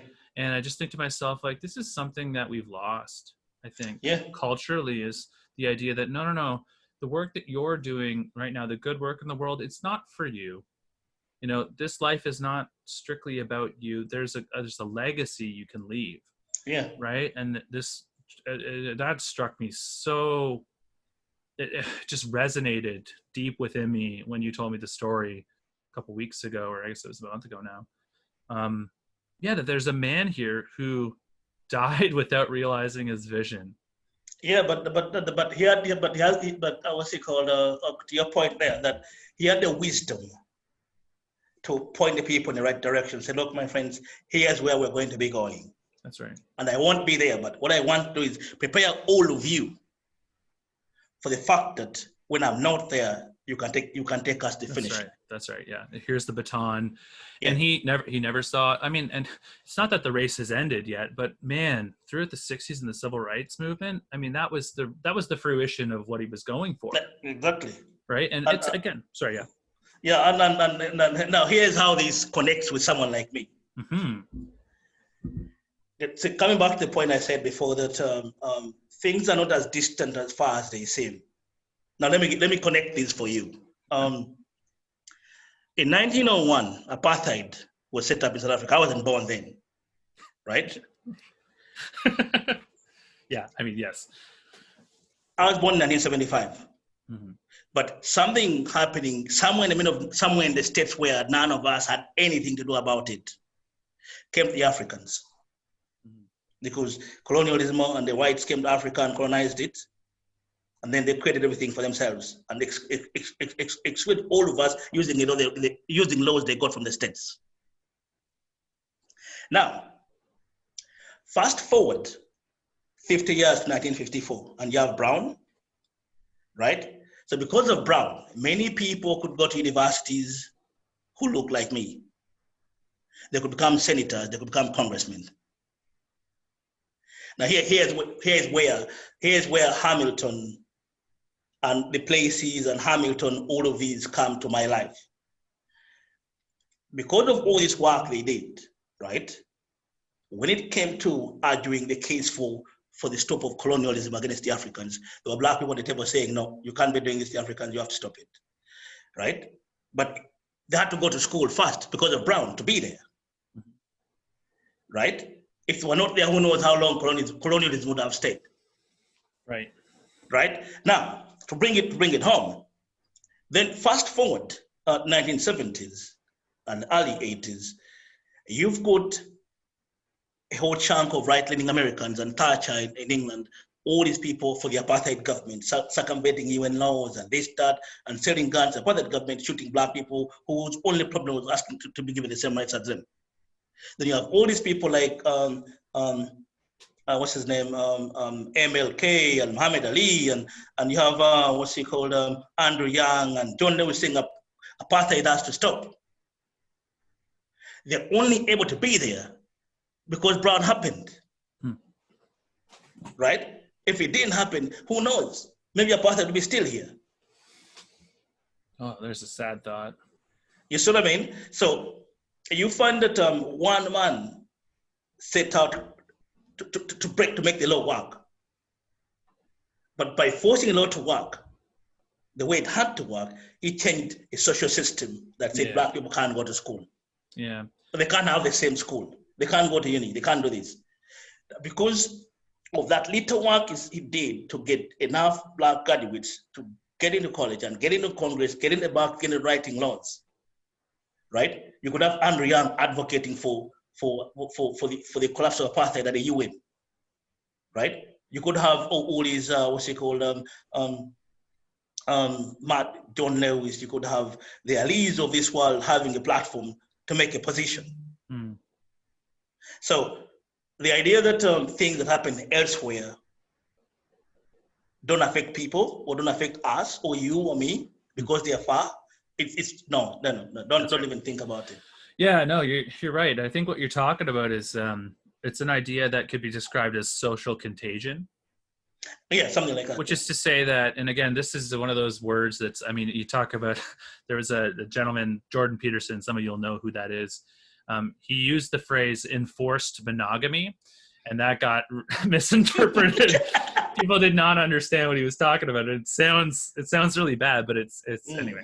it's not what it sounds like. And so this is another phrase like that, social contagion, because contagion sounds like disease, and so people Yeah. misinterpret it. But all it is just that ideas spread like a disease. It's Richard Dawkins talks about the ideas of memes and saying religion is like a mind virus, which I totally disagree with. But this is how ideas spread, right? Yeah, you know, sure, and sure. so to say that, you know, we're not all interconnected and that something that's happening over here is completely unrelated to what's happening over here. I agree with you. It's you can't make those statements anymore, and No. maybe you never could. But okay, this actually brings up an idea that I want to run by you, and this is where it's going to get controversial between me and you. And by controversial, I mean don't hate me when I say this. No, go on. When I made the position not hating anyone. We cannot disagree on the position. Yeah. Then have a beer tomorrow over something else. Yes, that's right. That's the way to do it. This is that you take the gloves off to go at it in terms of the battleground of ideas, and then you hug it out. Yeah, exactly. So I made this statement maybe a couple years back to Dorothy, who studied a lot more of this. She studied global studies and history at Laurier, and so she knows a lot more of the history than I do. But that's why she was among the two in Ghana at some point. Team what, sorry? That's how she ended up being among the two in Ghana at some point. Yes, that's right, in part. She's on the radio there. She was a radio star. I know. She was telling me last time. Yeah. So yeah.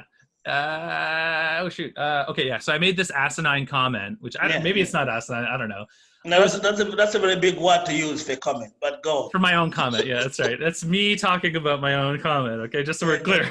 Yeah. So and maybe I'll give you context, and then I'll make my statement, and then you can tell me why I'm wrong. Okay. Okay. Okay. Here you go.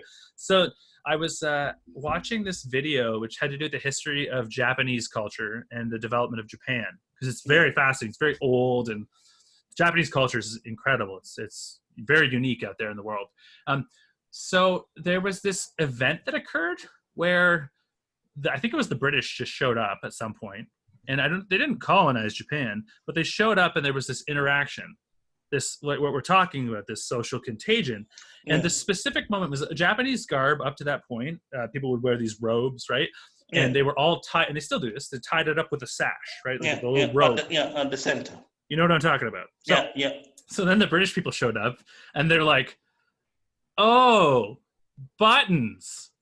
It's like, oh yeah, I guess we could just button up. Make a button. Up to that point, they didn't know what buttons are. Right? They know the button, Yeah, and so okay, so this is what I'm going to make my brief case, and then you can tell me how horribly wrong I am and racist and evil, and I'm an oppressive white man is what I am. So, which is that after that, I was like, okay, in considering the idea of sharing knowledge of technology specifically, and this also relates to our conversation around the oppression of the poor due to economic recession. It's very related, okay? I said the following. I think colonialism was net positive. Okay, go on. No, that was it. I just said that. That's it? She was horrified. You see my point? So it's a conversation. Yeah. Okay. This is a nice one. This is a nice one. I know. After chew on it. This is a nice one. This is a nice one. I have to think carefully about it. So you're not going to hate me? Okay. Yeah. See, I think I'm at the 50% mark on that. Okay. He is where I am. He is my what's it called? My where I'm coming from, being at the 50% mark. Let's say you get colonialism out of the Africans, and you can, let's say if you can go back, right, to the 1700s or even 1700s before they made the white man. Sure. Not even like 1600. I was gonna say you have to go probably further back. Yeah, and then you have to let them be. Sure. Now, in hypothetical terms, where would they be? And this is an experiment we cannot run. Right, it is impossible. So that's worth mentioning. But yes, go on. Yeah. So now, if you said, okay, now if we look for parallels of other places where there was no colonialism or where it was minimal, there are few, because everyone else except the white people had colonialism. right? Like not some form Well, of I it. don't know. Like If you look at UK history, I believe the was it the the Anglos? Viking, The Anglos did have a little colonialism for the Saxons, if I it's have that something like straight. that. Yeah, So something like let's get that. real here. Colonialism is as old as people are. Yeah, something like that. But Okay, if you go say on. like for long periods where people were literally contained and built up, set up a certain way and then exploited and this that form of it, Yeah, right? that's right. Yeah. No. The Chinese fought of all the Chinese fought of the British and everyone else who was trying to fight them to take over their place for a long time. Mm-hmm. Um, the Japanese had a few issues trying to colonize everyone else. Mm-hmm. Right? They had a few fights there trying to take over everyone else. A few fights, sure. Yeah. But for the most part, they said, okay, you know what? This fight here, we can't win it. Let's everyone be where they are. Mm-hmm. Right? Now, obviously, for me, when I look at this, I'm like, the Africans showed up early, then they stayed there. Then things, people are progressing, Mm-hmm. the knowledge didn't come back to them. Knowledge went with people as it progressed. Yeah. So they showed up late to the civilization party when the people came back to find them again. Now, the question is, if they didn't find them, where would they be, right? Mm-hmm. So then you go back to kind of like Uganda and you go to the Tanzanians and they start to like, okay, how would these countries look like? How would the borders be, right? Because then you can make the case that borders will be drawn along tribes that speak and have cultural and linguistic similarities and food and everything. Mm-hmm. Then you can make the case that you would have, for example, right, larger Bantu-speaking countries starting from Uganda all the way to Cape Town, and it's one country. Because I've driven from Nairobi to Cape Town once, last June. I did drive with a few friends of mine from Mozambique to Kenya last June. Wow. So, and you can go through several places and the race, the food, the language, the name, is very close to where I come from. Mm-hmm. So you could make the case that several languages, several tribes that have off the same tree, mm-hmm, will be in the same countries. Potentially, yeah. Right. Potentially. Now, if you make that case, right, it would mean that the wars we've had based on tribe and religion won't be there, because we fought over religion and over tribe. We didn't fight over religion at all before the white man showed up. Mm-hmm. We fought over tribe. Right, but tribe and religion were probably very closely related, right? No. Tribe is different. Tribe is different. Tribes fighting over want to expand our land into yours and take your girls. Yeah, no, I understand that for sure. And but cows. Religion don't forget the cows. You guys have showed up. You told me I'm Catholic, and this guy is Muslim. Then you give us both a gun to fight each other. But religion did not show up in Africa when the Catholics came. Organized religion, yes, it did. Before that, we didn't have no religion. We had like tribal. We had like no religion. That's my point. Is that there was not no religion. It was a tribal religion. That's my point. They were the same thing. Yeah. We had a thing for God, and we used to pray. Right. We just didn't the Bible. We didn't know Jesus. Yeah, and each tribe had their own religion. So what it meant was you were effectively fighting over the tribal piece, and the religion piece was the same. And then this new religion came, and that started to create new. It created a new dynamic. Oh, it's tectonic plates is what it is. New tectonic plates. Right. So you had people who could be the same tribe fighting over a different god. Right. Right. First you fight over this tribe, then you fight over the god. You have way too many things you think you're fighting over. Right. Yeah. Then you get into the geopolitics of it. Of now the whites meet up in Germany and create these new borders, where you get people who are totally different now have to be in the same country. This where a whole chunk of African instability is out of that. That makes sense. Right? Like, I mean, look at the Europeans. They've cut themselves into small pieces because of it. Right. Like, there's no point why Belgium exists, except that Belgians want to be alone. Right. You can actually walk across it in one day or something like that. Yeah.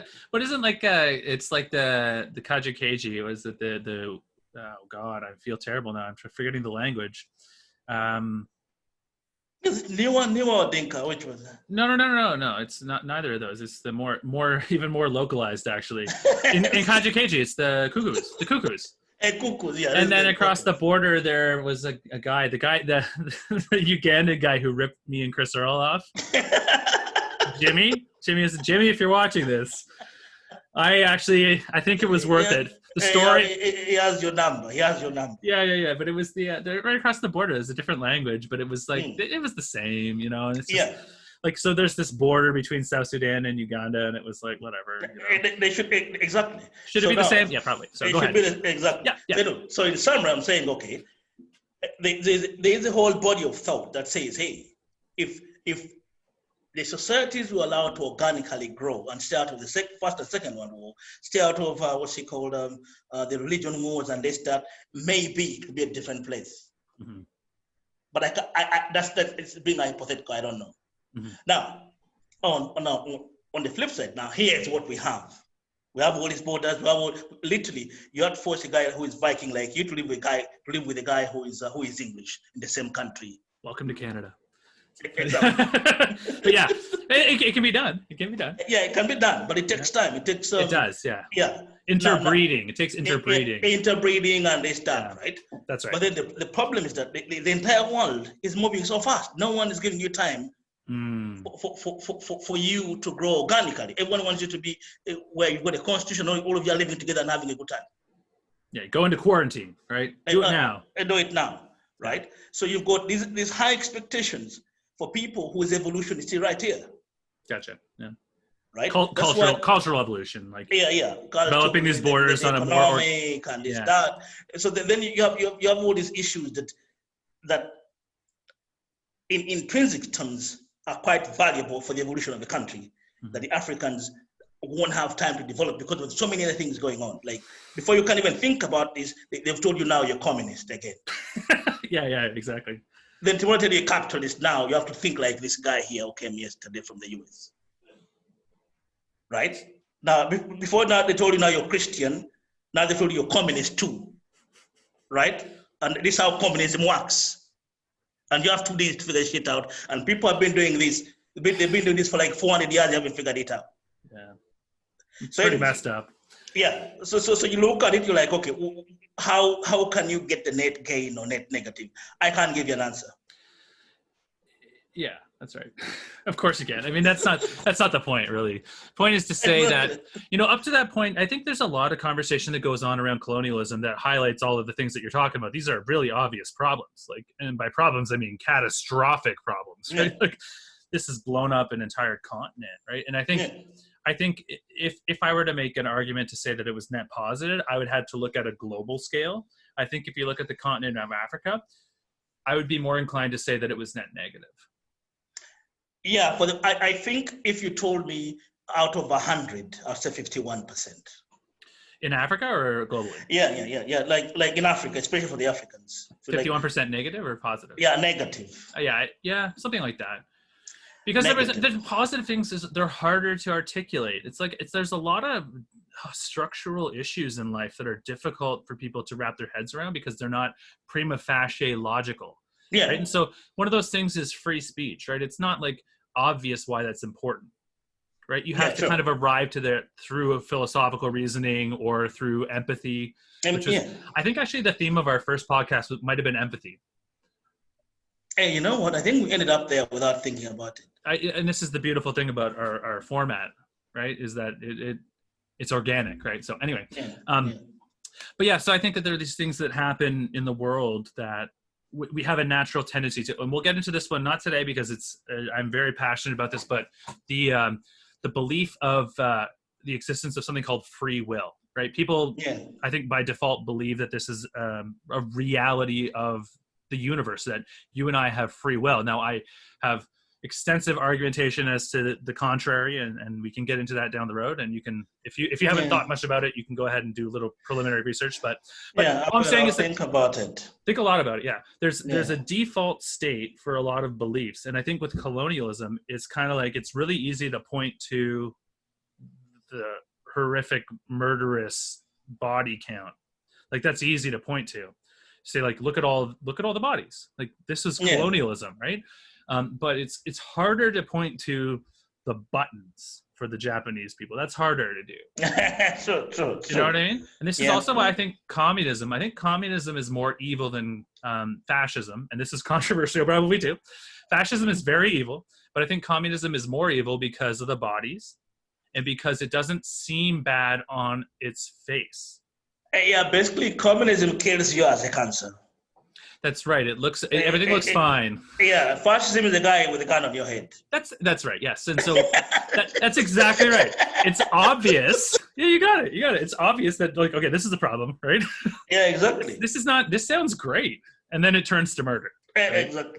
And actually, it's more murderous because it's not so obvious. Yeah, I mean, how do you explain how this you have to read this. One of these days, I've got to get a chapter in the book and find it for you. There's a book I've got. It's called The Chinese. The Chinese? Yeah, it's a big book, and Sure. in that book, it explains how Mao was able to look on as about 25 million Chinese died of what's it called? Hunger. 25 million? We have no idea, man. We have no concept. And he justified it. Of course he does. It was all for the greater good. That's how you do it. Yeah, exactly. There's a way of training the way that you think about. It's well documented. The same thing happened in Germany. The same thing happened in Rwanda. It's you dehumanize someone. You create a grand narrative and a mission that we can all embark upon. And oppressor, oppressed. This is what's happening in America now. It's the same dynamic, and it's alarming because it doesn't sound so bad initially, but then it turns to murder. It does, yeah. And so this is our point. So to extend your analogy with the gun versus cancer, let's just call it police violence in America versus COVID. Exactly. Right? Which one? What's killing more people? COVID by far. And it's killing more black people too, but no one has gone to hit the street yet. Well, and this is the thing, and we're like, okay, but like before you couldn't get together in public. You couldn't get together in public to do anything, right? Because of COVID, right? And then George Floyd happened. And then everyone hit the streets.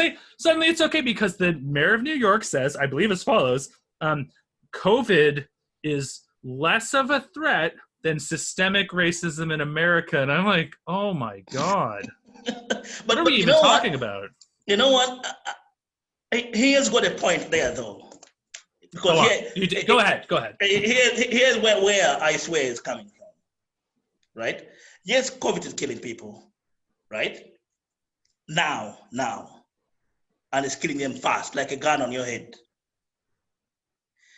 Systemic racism, right? And police killing and young men and this criminal justice system, it's been killing black people and black boys way, for way longer time in way bigger numbers than COVID ever will.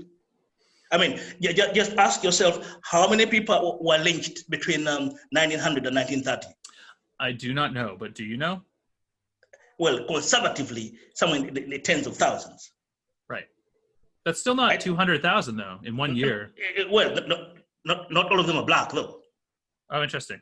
Oh, COVID. You mean? Hey, COVID. COVID is getting everyone. It's getting COVID is colorblind. It's colorblind.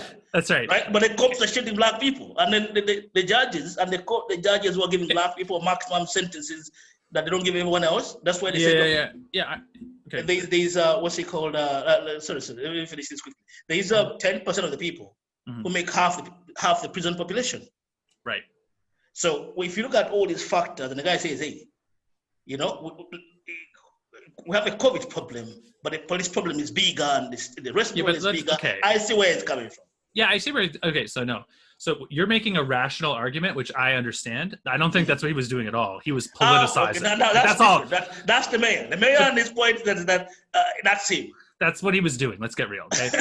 But you make a point here for sure, which is worth talking about. I do think that it's strange that we have a conversation where we say COVID is disproportionately affecting Black people, and we also want to protect Black people by having these protests. But like, you see what I'm saying? Like, yeah. Okay, well, which is it? Well, you're gonna have to choose. Well, but they don't. They're gonna have both. They're like, it's your fault for this, and it's your fault for this. And I'm like, well, how are we supposed to solve this? It's like our previous conversations. Like these people aren't okay. There's the politicians who are just beholden to the public, right? Yeah. There are corporations who are just going to say, we care about the wage gap between Black people and white people, between men and women, because we are compassionate. And you're like, no, you're just a fucking corporation who wants to make money. That's what you're doing. So there's that nonsense. But like, you and I are trying to have a real conversation about what's actually important to do, exactly. right? And so if we're having a real conversation, and I agree that the poor are disproportionately affected by COVID and Black people are disproportionately poor. And so, yes, they bear the burden. Yeah. And so we're trying to protect Black people, let's say, by not having as much pandemic, but then flip it around. We're like, well, we're going to have these protests to black people too. And it's going to, It's gonna increase, I don't know. What do we do? the likelihood of it, right? What do we do? But but then like I said, if someone makes the argument that which the black people should start a protest because of COVID, I would say, you know what? No, because here's the thing. For 5 years, right? They've been peaceful about this. The guy who was kneeling, calling Kaepernick, was kneeling 5 years ago. Right. The BLM. Right? I think BLM was like 5 years old. Yeah. Yeah. The guy was kneeling 5 years ago, and then people saying, "Look, my friend, we have a bit of a problem here. Let's think about it." Mm-hmm. And everyone saying, "No, you're disrespecting the flag, and you're anti-American. Go find a place to be in." I'm like, "Hey, my friend, you guys went to war over the right to free speech. Hmm. Now someone has it and look like you have a problem with it.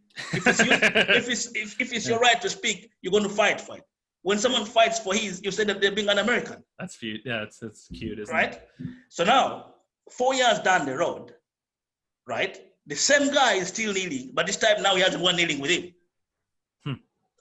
The exact same guy. Last time he was one, but over the years he's waited and waited because he was ahead of the curve. Mm-hmm. Right. Now people are aware he is.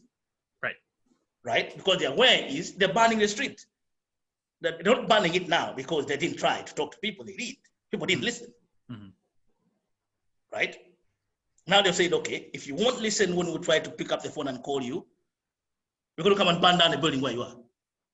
Now, if you go back like a few years, civilizations, the kings abused their servants. The servants woke up one morning, banned the king, and formed the republic. So you tell me. Right. Well, and I think you bring up a lot of really important points, and free speech, man. Like, we are in a strange time, aren't we? Because the reality of free speech that most people don't talk about, if you don't consider the issue carefully, it's not going to be obvious. But like, the whole point of free speech is because you don't agree with people, So this man, Colin Kaepernick, he needs to have the right to, it's not even, put speech aside, expression. Yeah, exactly. To be able to express himself. And what was coming against him was this, it's a puritanical dimension to American nationalism, right? Yeah, exactly. But I think you're right. It's a convenient thing for these people, right? It's like when we don't like you, when we don't like what you're doing, when you're black, probably, we're gonna hold it against you. But then, on the flip side, I'll cut the flag up and turn it into a bra because I'm at NASCAR, right? Like, yeah. And you're like, and I'm a Dixie chick. Exactly, and that's not disrespectful. I'm like, sorry guys, right? Yeah. So anyway, I just like left shaking my head. But those people are nuts. But then the other side is nuts too. Like, you guys are just like, what are you even doing over on this side, right? Like, yeah, you have real grievances. You have real grievances, right? Yeah. This is a society that has oppressed you for a long entire existence. Yeah, it has never not been oppressive toward black people. I totally agree. But you don't want to talk about solutions. Like, that's where I have a problem. Yeah, for sure. That's where you and I now, we come to the center. We say, okay, we're trying to understand this. I can't see. I already said to myself, I don't have monopoly of what people have been through. That's right. Right? I don't know all of it. Right? But from my experience in my life, there are things I know.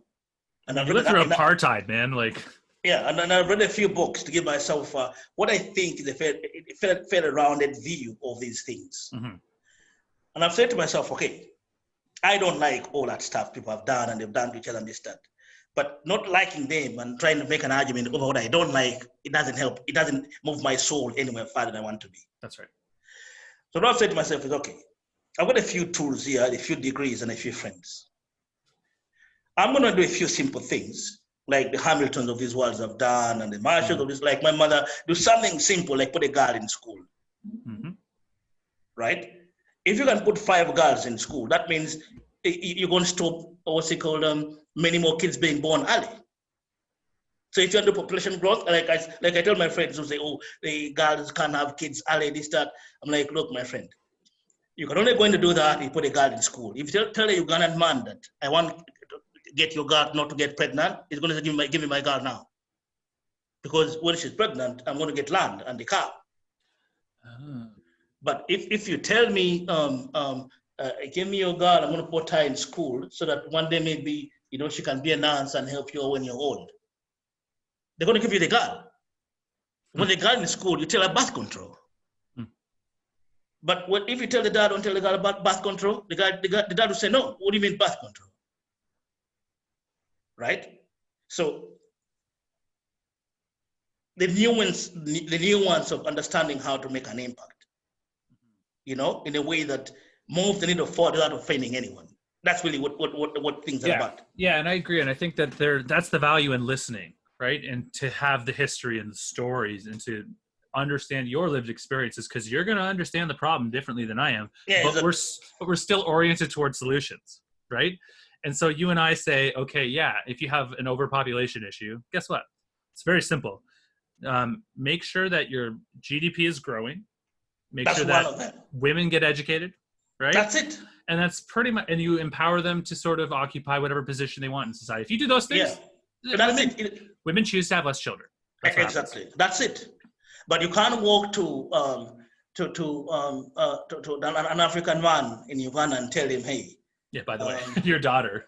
Your daughter, we're going to teach her birth control because we want her to have less kids. His daughter's his retirement plan. That's what it is, right? And then that's the thing that a lot of us, over here, we have no idea, right? Yeah. But it needs to be understood that like that person is counting on his children to take care of him the way we count on society to take care of us. Exactly. And that's how it's been most of the history of humankind, has been like the Ugandan model, right? And so what's weird is what we do. Yeah, but then what's weird is believing that because you do it, everyone is doing it. Then you forget forget that the Western democracy in the Western world is about 15% of the world. Oh yeah, it's almost nothing, really. Right? Yeah, like the rest of the world, a billion Chinese, a billion Africans, a billion Indians they're not retiring in a nursing home. That's right. They have a family, and you see that when the Indian people come to Canada, they all live together, and mom and you know what I mean. That's what they do in India, of course. It's like, why would they do it differently here? They're coming to Canada. They become Canadians, but they're not like from Canada per se. No. Right? They have their own culture. They're Indians who live in Canada. That's all it is to it. Yeah, and it's a beautiful place, right? For that reason, is that you can exist within a certain framework and protect what's valuable about your culture, but then also become Canadian. Although I think we have a serious problem in Canada with assimilation, and what I mean is lack of assimilation. Yeah. And this is a problem that's been expressed in. Have you ever heard of Douglas Murray? No, but I can see that in when you start seeing neighborhoods with what's it called, Greek signs on the roads and Chinese signs on the roads. Which I'm okay with that. I have no issue with that. Language and food, bring it all. Like I'm interested in all of that. Yeah, that's good. But for me, where I'm coming from with this is that sorry, I'm going to make this quick. Yeah, go ahead. I think people can keep their identity, right? They can maintain their identity and their culture, right, without changing the street sign. That's what I think. Yeah, see what the Canadians have done here, you can't do in England. Right? And I don't think you can do anywhere. I don't think you can do it anywhere in Europe, even anywhere in Africa, because I think it's possible here because we are a newer country. But no one's from here, really. Yeah, exactly. Like we're newer. Because we're newer, we can do these things. But you can't show up in London and say, oh, now this Brixton now is called Chu Chang Street. You put a new sign there. No one will let you do it. You racist. Yeah, no. I'm with you. Okay, in a sense, like I understand what you're saying. I'm not on the same page as you. I'm okay with the street signs changing because I'm like, well, what I've been to Richmond Hill. They have Mandarin and English coexistent signs in Shoppers Drug Mart, and I'm like, you know what? Fine. Okay. Capitalism. There you go. Right? Capitalism at work. They're there to serve the public because the public gets to make the decisions, and people think corporations have all the power, and they are wrong. It's the public. It is the consumer who has the power. Corporation only has power. That's right. This guy right here. Yes. It's like, well, did these guys? Where did they get all that? They're like what? Third biggest company in the world right now. Fourth? Yeah, I think they are. Yeah. Google, Apple's number one again. This is a Google phone, but like they didn't take my money. I gave it to them, right? Yeah. It's like, so who has the power, right? So and then they gave you a thing and told you within 2 years you have to come buy a new one. And I'm like, okay, they're like, oh, it's so evil. And I said, yeah, but I want it. Anyway, all that to say is I think we can, I'm okay with permitting people to put up a street sign and celebrate their language and culture. Even me. Welcome All to I'm Canada. saying is that what I'm saying is that there is what's it called, space for both. Like Yeah. you don't have to move the street sign to be Chinese. No. You can do both. That's fine. Right? But You can do both. That's what I'm saying. But it's an open-handed issue for me. So what I'm saying is there is this concept of cultural imperialism and cultural appropriation that exists in a certain sector of our societies that, like, did you see that young girl in America who wore, the Chinese traditional dress, the cheap hat? You remember this story? Yeah, there was also, I think, Katy Perry, one who done dreadlocks or something like that. It wasn't Katy Perry the one I'm thinking of. It was a teenager. She was going to prom. She was wearing what's called a cheap. It's either cheap how or the female equivalent. It's this formal Chinese dress. She looked beautiful. She was a lovely young lady going to her prom, dressed up, wore Chinese garb, and some idiot surfer dude from California tweeted like, the line was, "My culture is not your prom dress," right? And thank God the internet rejected him because he was like, "Your cultural appropriation, you can't." I'm like, cultural appropriation, from where I'm standing, is a celebration. Like, oh, I'm appropriating jerk chicken from Jamaica. You know why? Because it's really tasty, and I want jerk chicken. It's healthy too. It's way better than Burger King. You got it, right? So I'm with you, man. Well, healthy enough, anyway. I'll tell you what's not healthy. It's better than Burger King. That I know. Yeah, for sure. It's Well, the patties there are not the healthiest thing. No, patties no, but patties. It's fair. I love Jamaican food. I really do. And if I make Jamaican food and you tell me it's cultural appropriation, I say fuck you, right? I'm celebrating a culture. You know what I love about Sudan? Most of the food was really bad. They're poor. I don't blame them. They kept giving me chicken and stuff, and I was like, it's all the stringy bits because they don't feed the birds, right? Because they don't have food. And I'm like, and I just wanted to have the vegetables, but they kept feeding me the meat because that was like, they honored guests and stuff. So I understand that. And they gave you a gizzard. I didn't get a gizzard, no. More like the legs. So, but what I loved about Sudan was the chapati. Oh yeah. Chapati and the Rolex. Rolex. Yeah, for those of you who haven't traveled to South Sudan, or I guess probably Uganda too. Yeah. A Rolex is a piece of fried bread where they it's like it's a street food. So there's a guy with a grill on the side of the road, and he'll turn it on and you'll light it up, and there's this circular grill, and he'll have his chapati or whatever, which is this flat fried bread, and then he'll like crack 4 eggs out, let's say. Like naan bread. It's like, it's like a naan bread. Yeah, sure. It's like a naan bread. If you're not familiar with chapati, it's like a naan bread. If you know Indian food, it's very similar. I actually prefer chapati, but anyway. Yeah, you know what? Me too. It's more savory. Yeah, exactly. Yeah. So anyway, so you put the 4 eggs down too, and then you drop it on this piece of chapati, and then you roll it up, and it's like a wrap. And it was great, right? And despite the fact that there was pieces of sand in it because the wind's blowing, it was still good. I loved it. I would go, and so every culture I've ever been to has good food. And so, if I made myself a Rolex, it's a compliment to Sudanese and South Sudanese culture. Exactly.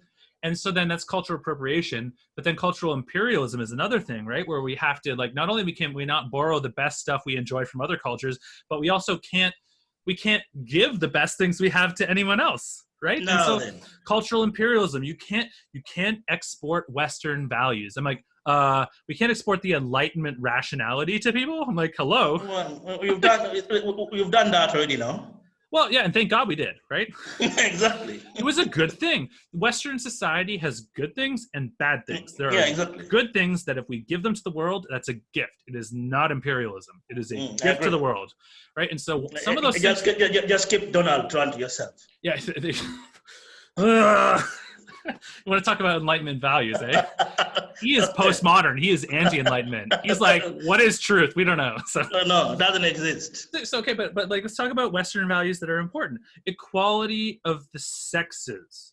Yeah, exactly. Right? This is a value that should be exported across the world. Guess what? Saudi Arabia. Guess what? Pakistan. All these like backward countries that want to treat women like second-class citizens. You don't get a vote. You don't get to drive. You're the property.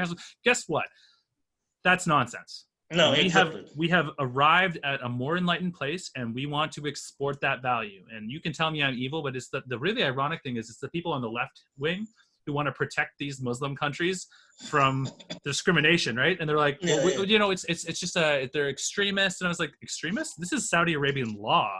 Like, that's not extremist. That's this country's law. Like, well, Yeah, exactly. it's not part of the Islamic faith. It's a perversion. It's a misinterpretation of these verses. And I'm like, through all these countries, really? Like, they all got it wrong? I don't know, man. I think there's some very clear religious anchoring for these principles. And you know what? There's a lot of really nasty stuff in the Bible too. So let's get rid of all of that. Oh, yeah, right? exactly. All of it, goodbye, and we'll just like use these Enlightenment values. Look, the individual is valuable because they are a person. You, Henry, have your own value because you're a person, right? Not because of your race or your gender or your height or your sex, any of this stuff. Doesn't matter. Point is, you have this value. And that's a value I want to export. That's a value I want to enforce in our country. So, for example, have you heard of honor killings in like Mississauga? Yeah. No, actually, Mississauga actually low. In England, actually a lot. Yeah, and female genital mutilation as well. Yeah, there's a lot of those ones in England. But did you hear about the caste stuff and rape gangs? Was it Manchester? I can't remember where it was. Yeah. But the police were they were covering it up. The police were covering this up, and there was this like systemic rape gangs in certain cities in England. And the police were like, well, we don't want to be called racist, so we're not going to shut them down. But it's a bunch of Muslim men raping girls. Muslim girls. Systematically. Yes, probably. Yeah, who knows? But like no. Like, no, you don't. Hey. These are cultural values that we should imperialize. We should. We Yeah, should enforce sure. them. And so when you come to Canada, what we should have is a sense of identity, where we can say, hey, look, you come from China, you come from India, you come from Uganda, I don't care. Bring your food, bring your language, bring your songs, bring your garb. Look at the shirt you have. It's a beautiful thing. Thank you for coming to my wedding wearing your crazy hat. Like, it was wonderful. I loved it. Well, so clear I came as a Nigerian. So you were also culturally imperializing. I didn't come as Ugandan. That's right. You appropriated the Nigerian culture. The Nigerian. You're racist. That day. So like, bring all the good stuff. Bring it all. But like, hey, guess what? We have some good stuff too in Canada. Yeah, exactly. We have some, like, why do you want to come here, first off? It's a pretty great way. Be free. It's a free country. That's right. Yeah, I want to be free and have a good time. And this is what's it called? Have maple syrup. How about that? How about poutine, eh? Poutine, yeah. Whatever that is. Yeah, but more seriously, like, yeah, if you think you own your daughter and your wife, you're wrong. You don't belong here. You're wrong. Well, you can come here, but you have to assimilate. You have to leave that at the airport. Yes, that's right. And it's not me being racist. It's not me being a cultural imperialist. It's me saying, you're in Canada. This is a great country. It's probably, I don't know, man. It's, if not the greatest. It's one of the best. I'm Trust me, I've been many places. I know a good thing when I say one. Canada is an incredible place, and we've got probably some of the best things from Europe and some of the best things from America, I think. And they've come, like you kind of mentioned, we're this gradient between Denmark and the US and the UK, something like that, right?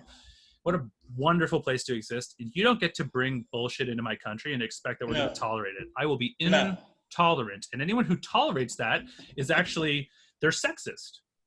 They're oppressing women if you tolerate those behaviors. Yeah, sure. You have to draw a line. We have a justice system for a reason. We are intolerant to people who drive on the left-hand side of the road. We are intolerant. That's it. And it just needs to be said, right? And so tolerance is very important. So you're intolerant to people like me who came from England driving on the left.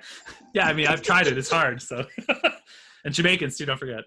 They do, yeah. That's why I had to go back to school to learn driving all over again. Yeah, can you drive? Is that a thing? I did. I dropped myself to your wedding on the highway. Yeah. I'm quite proud of myself. 10 years. 10 years. It took me 10 years to figure this shit out. It tells you how difficult it is. Yeah, I guess so. I don't know. Now, did you? I'm trying to think here. You drove before, but I'm just thinking. Okay, I'm trying to remember if we mentioned last time that you were able to learn driving because of COVID. Yeah, true. Yeah. The highway was cleared for me, so I could practice in peace. I love it. I mean, whatever. See what they say, every crisis has an opportunity in it. You have to be paying attention. We did talk about that last time. So we were talking about the silver linings of COVID. Because I think I mentioned the idea of an office tax, right? Yeah, he did. Yeah, he told me. I'm like, I like the sound of it, but here's the trick. The people who work downtown, what's it called? cooks, this, that, bars, all of them are going to go on EI, and you're not going to have a problem with that. So I think there's two layers to the problem there. You're right. There's one layer. And okay, no, so you're right here because you said they're going to have a problem. Do you mean like they're going to struggle or they're going to resist? Struggle economically, and when they do, they're going to hit the EI rolls. Yeah. Okay. And then all these malls like Eaton Center, name it, they're going to go away because if no one is downtown, you have no Eaton Center. You have no, like all that real estate has to go. But people still live there. They do live there. Yeah, but 80% of the people who are going Eaton Center are people who came to work or just going through because someone works downtown. Or I don't know about that. I mean, you tell me those numbers and I'll show me the source. I guess I don't know. How many... you know what? I don't have the statistics, but I would imagine that a whole chunk of the downtown commerce has something to do with the jobs in the city. People come commuting in. Yeah, I would say more like restaurants for sure. But people will still go out to bars. People still go out for dinner. They'll come in, right? If the restaurants are good, they'll do that, right? But they won't be passing through. You're right. It's gonna hurt. There'll be fewer. There'll be quite fewer because it's gonna hurt. Like, people are going to come and say on a Saturday when they've gone to watch a game and then go to Eaton Center. Sure. When you have Monday to Friday to finance these, what are you going to do with no shoppers out of these downtown banks and all these companies? Well, I don't know, man. As a restaurateur, I will tell you that almost all of our revenue comes Friday, Saturday, Sunday. So, something to think about.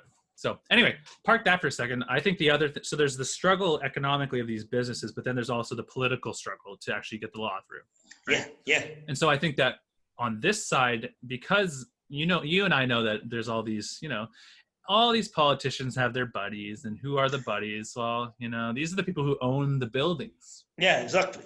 Right, or they run the REITs that have invested in the buildings. In the buildings, exactly. That's right. And so when we talk about plus unions which have built the underground trains and food courts. Yes. Both political sides, the left and the right, are both bought by special interest groups of various kinds. Yeah. One with money, one with just organization. People. Let's say, yeah, that's right. A cartel, if you will. And so, I'm with you on that. So the political viability of it is questionable. I feel like there's a Doug Ford strategy here, and for whatever you think about Doug Ford. You remember Tim Hudak?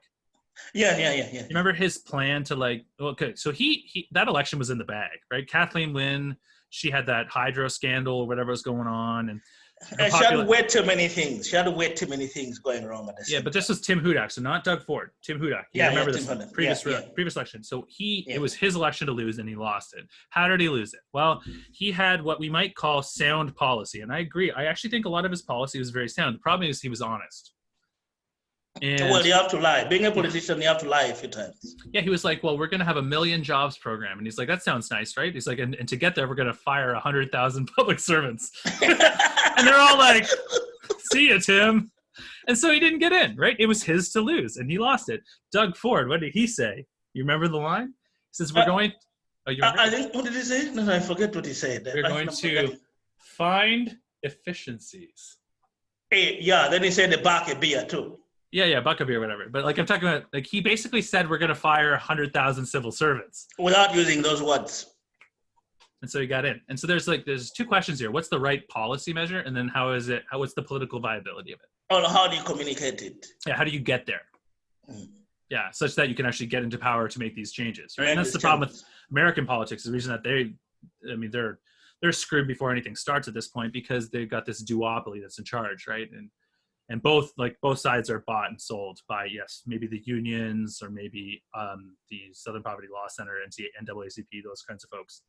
Or over here, corporations. What's it called? Corporations and what's it called? Crony capitalism. Crony capitalism. But then also you got to think about Hillary Clinton. Which one was she bought and sold by? Oh shit! I think she chose both sides. She took it in both ends, as we will. Yeah. I know. Sorry, man. We'll get onto that subject later. I do have one of the other subjects I want to talk to you about is pornography. Okay. So we'll get there. Okay. I figured excellent. Maybe not on the first podcast. Not on the first one. Now, give me I need to be out of here. I'm going to Toronto from Barrie in about 5 minutes. So, okay, cool. What do you have left? Oh, we have infinite subject matter. I think I feel very happy with where we've gone, the turf. Okay. Is there a happy way for us to end? I think so. How about the fact that we found out that it's actually a global ecosystem, not an individual environment we live in this world. How about that?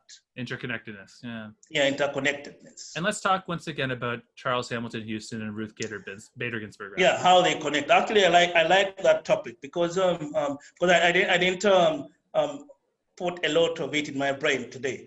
But if I put more on it, there's so many connections between him and so many good things that people have to think about. In fact, the most disappointing thing is that you may count 100 Black people, and you will find one of them who knows him, who understands his contribution to the world, the way the world is.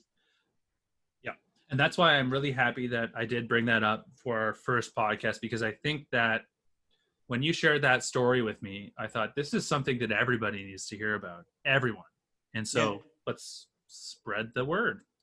Yeah, it's a very, very special fellow. And I think people, they should know more about him. And more, in fact, just above knowing about him, but about what, what's the, I'm trying to get to this word. Not ability, what one man can do if they commit to it. Potentiality. Yeah, that. Yeah. Like you can't explain how one guy set out to break apart a system that's been around for like 150, 100 years, being literally coded into law. Yeah. The guy had no gun, and he didn't run for government. Yep. He had, what's they say? The pen is mightier than the sword. And you know, that's it. Yeah. And I think that lesson too is worth mentioning today. Is like our words are powerful. You know, people talk very powerful. People talk about words being violence. I don't agree with that per se. There's such a thing as violent speech, sure, but words are powerful, man. Ideas are powerful, and yeah, maybe that's our theme today. Is this we don't exist in a vacuum. Our ideas, our behaviors, our cultural progression matters historically and globally. And globally, it does, yeah. And so we don't exist in a vacuum, and that's a beautiful thing. And what that means is, correct me if I'm wrong here, but each individual person has their contribution to make. Yeah. And this is what I would say to any person who feels hopeless or suffering right now. Call it the person who's been told by society that they, because of the color of their skin, they're not being valued and they can't succeed. I would tell you, no. You are a value. You have this intrinsic value. There's something in you that you are supposed to bring into the world, that you're destined to do. So bring it forth, right? Yeah, go find it. That's right. Go find it and do something impressive that will just make the world a better place. Yeah, in your own way. You don't have to build an airplane. That's right. Right. All of us can do something simple. Like I said about how an old woman woke up one morning to say, I want to put a few girls in school, right? Because I don't like my daughters having 40 kids. That's my mother. Yeah, your mother is amazing. Right? So what I've seen many people like how I've done very simple things, like a Kenyan woman who said, you know what, all the trees are gone, we're going to starve. She began planting one tree at a time. She became Wangari Maathai, who won a Nobel Peace Prize. She began with one tree. So there's so many people you can call upon to say, hey, like, in fact, one of my favorite stories is, I don't know if you heard of the story about the lady who wrote the book on saving the apes. Oh, no, I didn't. Right? Very impressive woman. But she was a girl who was idealistic. Woke up one morning, showed up in the middle of Africa, no prior training in anything, but with an open heart. She's called Diana Fossey. She wrote the book on saving mountain gorillas without ever going to school to study any of it. Right? But she stayed there, learned how the animals behave, right? Wrote the book on what you have to do to save them before anyone ever thought it was important. She died there, actually. But because of what she did, we have 800 of them in the wild because of her. This one person who did this. So yeah, so literally all of us have, there's something in us that if we go after it, we can do something quite what in our lives may seem like small, but in the bigger scheme of things, it's monumental. That's right. This is, I think each of us has the potential for greatness in some ways. And that's the beautiful reality of all of our lives. Nobody is unable to contribute fundamentally. Yeah. And so I think what we'll call this podcast is Pro-Social Contagion. Exactly. I like that. I like it too. Yeah, and I think we'll subtitle it. I think it might be nice to like add a subtitle after, Capitalism Social Episode 1, Pro-Social Contagion. I like it. We can kind of wrap things up nicely. So, and there was a joke I was going to tell. It's gone now. But yeah, I'm so glad we were able to keep this to an hour. Hey, you know what? We won't be doing hours for some time. That will come after a few things. Yeah, we have a lot of catching up is the problem. Exactly. There's what's it called? The fact that you have all these ideas that tend to collide. Like you ask one question, or you say, I have the thing to talk about. Yeah, that's right. Then when you start to talk about it, you realize it touches 40 other things. Mm-hmm. And so many of them are things that we haven't even, like you and I have done our own thinking, but we're bringing the thoughts together now. So yeah, exactly. So it's going to be fun. I think we're having a good time. So that was the main point, right? Exactly. And hopefully everyone listening is enjoying themselves too. And pardon my French. Henry was swearing last time. I'm swearing this time. It's all good. Yeah, we can take turns. Yeah, that's right. I'm going to flag the video. It's not intended for children. So anyone who can't yet say the F-bomb and go back home. That's right. Yeah. If you're gonna hate me, this video is not intended for you. But if we're gonna duke it out and then hug it out, then that's our people, right? That's our people. All right, my friend. Let's sign off here. It's been how do we say farewell? Like Sebo. It's Ugandan farewell. Ugandan. Oh, you're gonna farewell. Shit. Give me something. Just something short. Shit. What the farewell in Uganda? Well, just something like goodbye or whatever, right? Any greeting. Tulabagani. Truabagani? Yeah, tulabagani. Like in Swahili they say tunaonani. It's like see you sometime. Okay. Yeah. But the words they've mixed them up a little bit. But tulabagani is the Uganda one. Okay, I'm gonna have to look that up because I don't tunadamu, like it's like tunadamu? Tunadamu. It's like tunadamu. Yeah, tunadamu, like tunadamu. We'll catch up again sometime. That's the last. Okay, yeah. Till next time, sort of. Yeah, till next time. Yeah, tunadamu is till next time. Tunadamu. Yeah, that's the all right. Well, there it is, Sebo. Tunadamu. Tunadamu. Okay. All right. Till next time. All right. Bye. Okay, till next time.